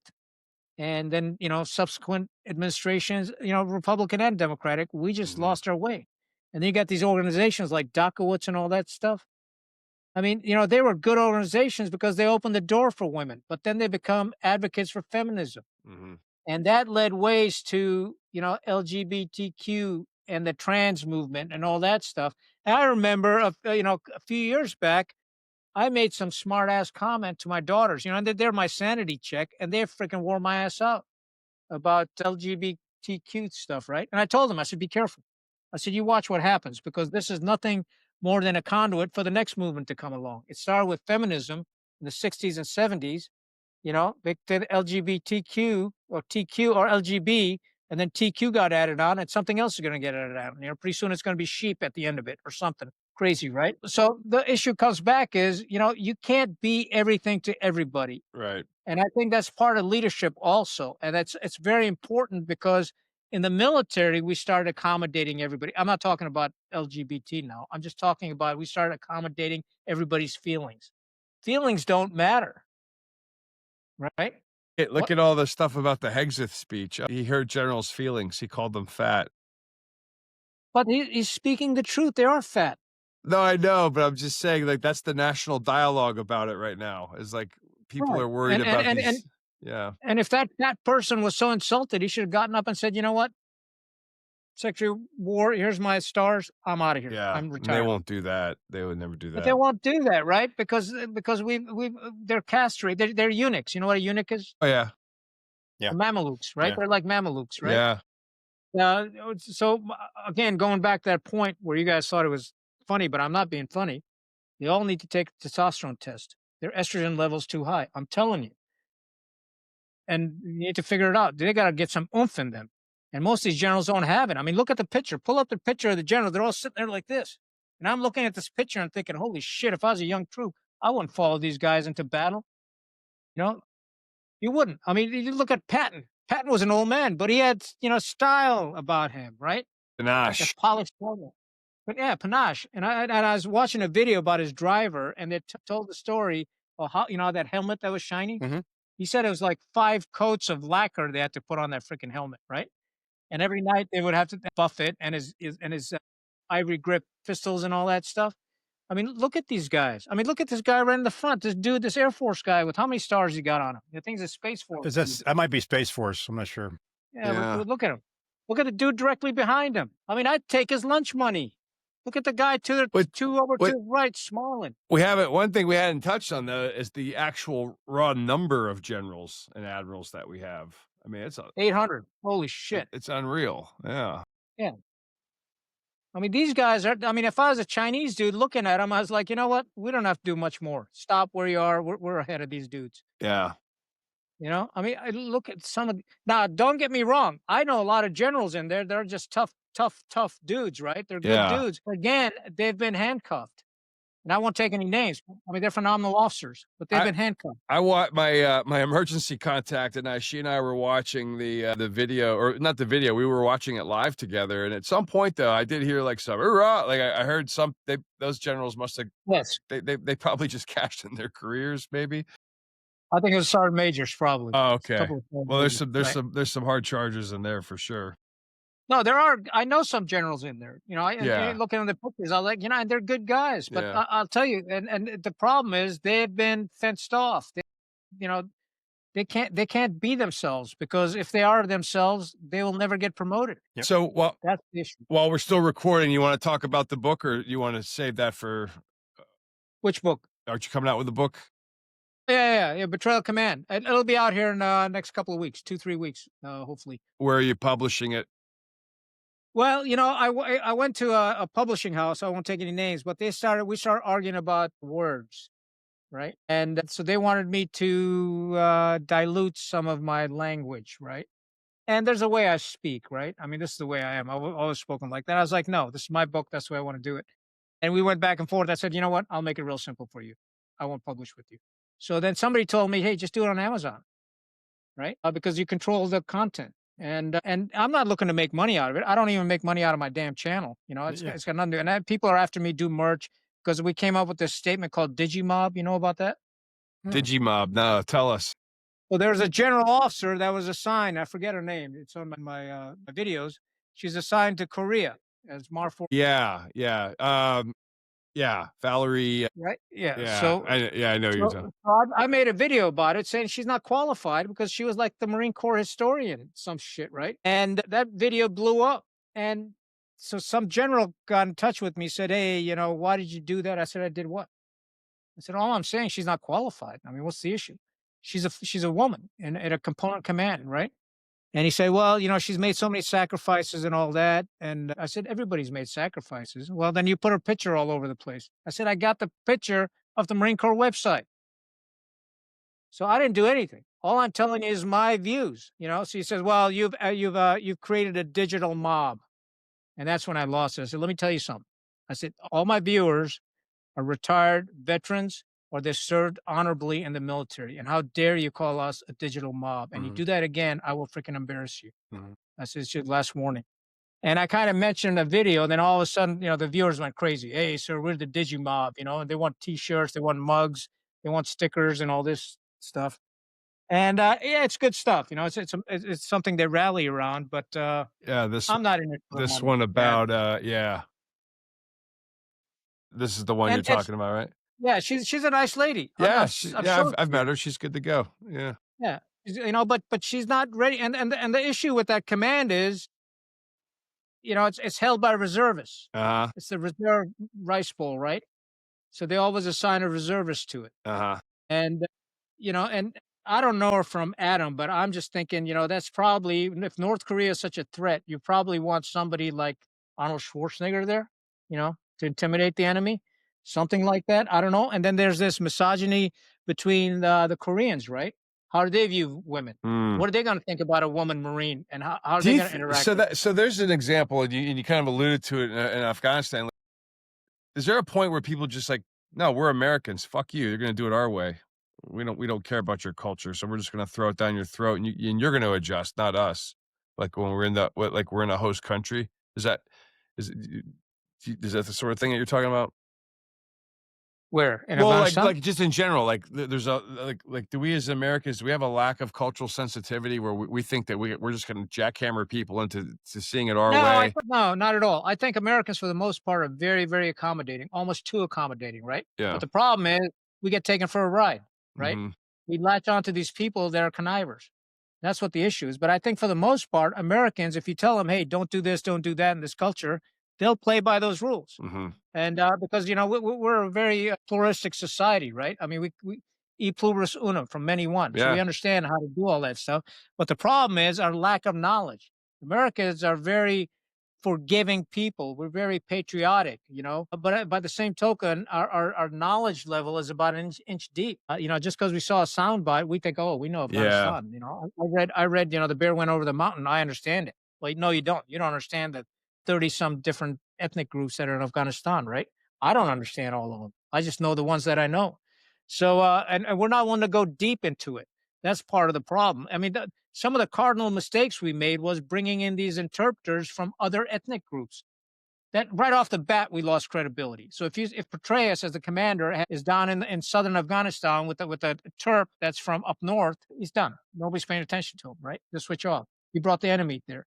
And that was an issue. So I had an issue where my militia group with John Mahmoud Khan, about 400 of them, and my ANA force was from this intermingled ANA force, primarily from up north, was brought down south to operate with us. And I had villagers say, "We're going to shoot on them," right? Because they're going in our homes and disrespecting our women. All that means is they looked at the women. They didn't physically disrespect her. They just looked at them. You know what John Mahmoud Khan told me? He said, "If these guys don't go away, I'm going to attack them tomorrow." So it's that type of animosity within them. And I had to get in the middle and say, "Nobody's going to fight anybody. I'll kill both of you." So that type of shit. Yeah. So you got to understand the cultural nuances. You got to be really quick on your feet, you know. And people can judge me for what they want, but nobody had. You had used to Marine Corps principles, OODA loop, and all these frameworks that we have with Marines, right? But on the other side, I've got this Afghan militia that are essentially illiterate bandits that steal, that kill in a heartbeat. So I had to play these dual, multiple roles amongst them. And these guys operated on fear. These guys, the Marines, operate on trust. And I don't think a commander at my level has ever done that. When you've got these militia group that are just bandits, and then you got these guys. And remember the fratricide issue also that I talked about. How do you deconflict all that? So we use engineer tape, on arms to identify one Afghan from another. And some days we change it on the other arm, and just to have different signal plans and IDs. So you always got to be thinking. That's the important thing. Another one lesson I learned. So first time we go out on this mission, I had MREs for everybody, right? So we had like a truckloads of MREs.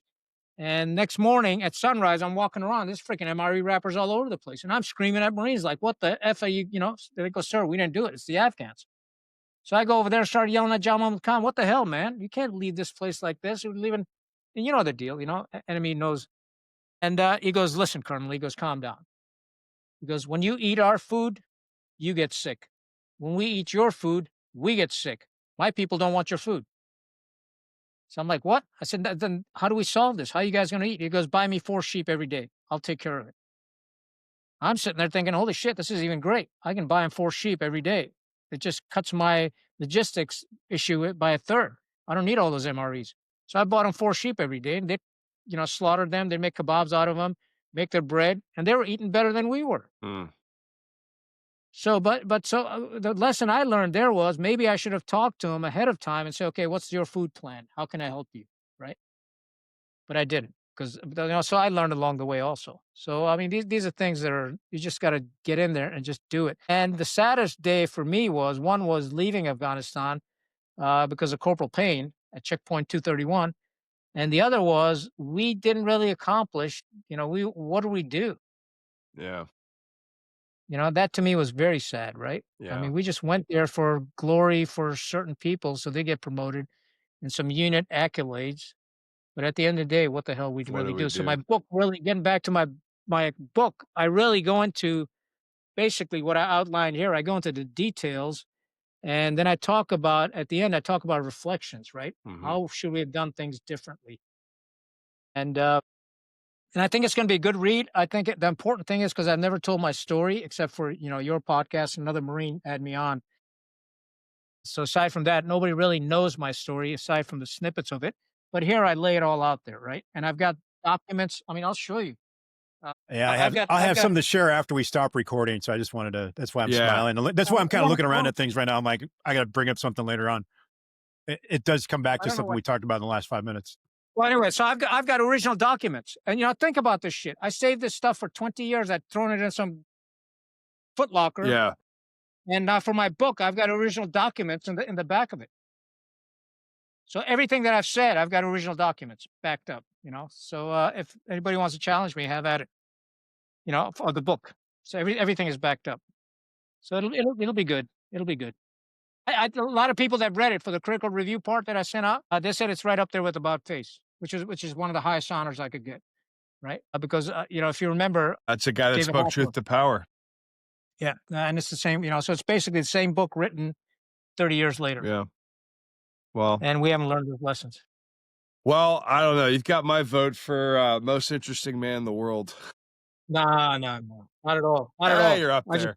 I mean, we're not going to stop talking about these issues, and we know that you aren't either. And it's always good to have people that sometimes you're like, God, are we the only ones? We're not. And it's good to be encouraged and see other people like yourself taking a leadership role and calling these things out, because there's so many lessons that you could take and apply in any organization. It doesn't have to be in the military. And there's a lot to reflect and think about. So we'll wind down the recording of this and we'll talk offline. But why don't you go ahead and give us your parting shot before we close it? What do you? No, I appreciate you guys bringing me on here. I mean, my main reason to come on here is really to share my insights and my thoughts and reflections for the next generation. I think that's so damn important that they learn from our experiences. And I honest to God, I wish them well. And the reason being is, especially if you're an officer or a staff NCO, you have an incredible responsibility to your troops, and don't take it lightly, because they're going to remember you for the rest of their lives. And I'm just finding this out now. I mean, I'd lost contact with them for the past 20 years, and now they're sort of, we're rehashing our experiences together and, talking about the impact that we had on each other. I think that is so important. So, when we say Semper Fidelis, always faithful, it's not just when you're in uniform, it's when you get out of uniform. You got to stay connected. And that is very important because unfortunately we don't do that. And we just go to the winds, and then when people have problems, they got nobody to lean on. When I came out of combat is a very personal thing. My experiences are different than yours and yours. And the reason they're different is because we're all looking at combat through a soda straw. Yeah. And it's the commander's job and the historian's job to bring it all together in one picture and figure out what these pixels mean. So it's a very personal thing. And when you come back home, you can't really relate to other people of your experiences because they weren't there. So how the hell are you going to talk about this? How am I going to talk about when the militia had, 6 people lined up in a ditch and they're going to shoot them? And the only thing between bullets in their head was me, and me threatening my militia that if you shoot them, I'm going to shoot you. Then your people are going to kill me. Then my Marines are going to kill you. We're going to have a big freaking mess on our hands. How do you explain that to somebody who wasn't there? So combat is a personal thing. So it's very, very important that we all stay connected together and take care of each other. And if we do that, we're going to do great things. And if our senior officers and senior leaders, if you're out there, you're listening to this, just do your damn jobs, man. You guys have so much riding in you. And honest to God, we all look up to you. The reason I'm critical is not because of any shortcomings. There's great senior leaders out there, but we got to change our cultures. And the only people that can change our cultures is you. That's the bottom line. And do it. Reform Do it. is an act of love. Make no mistake That's about right. it. Reform is an act of That's all love. I got to say. All right, Asad Genghis Khan, we're going to send everybody over to the Sentinel. If you're not tuned into the Sentinel, subscribe to this channel and put the notifications on because it is important. It's critical. So thanks for coming on No Way Out and sharing time with us.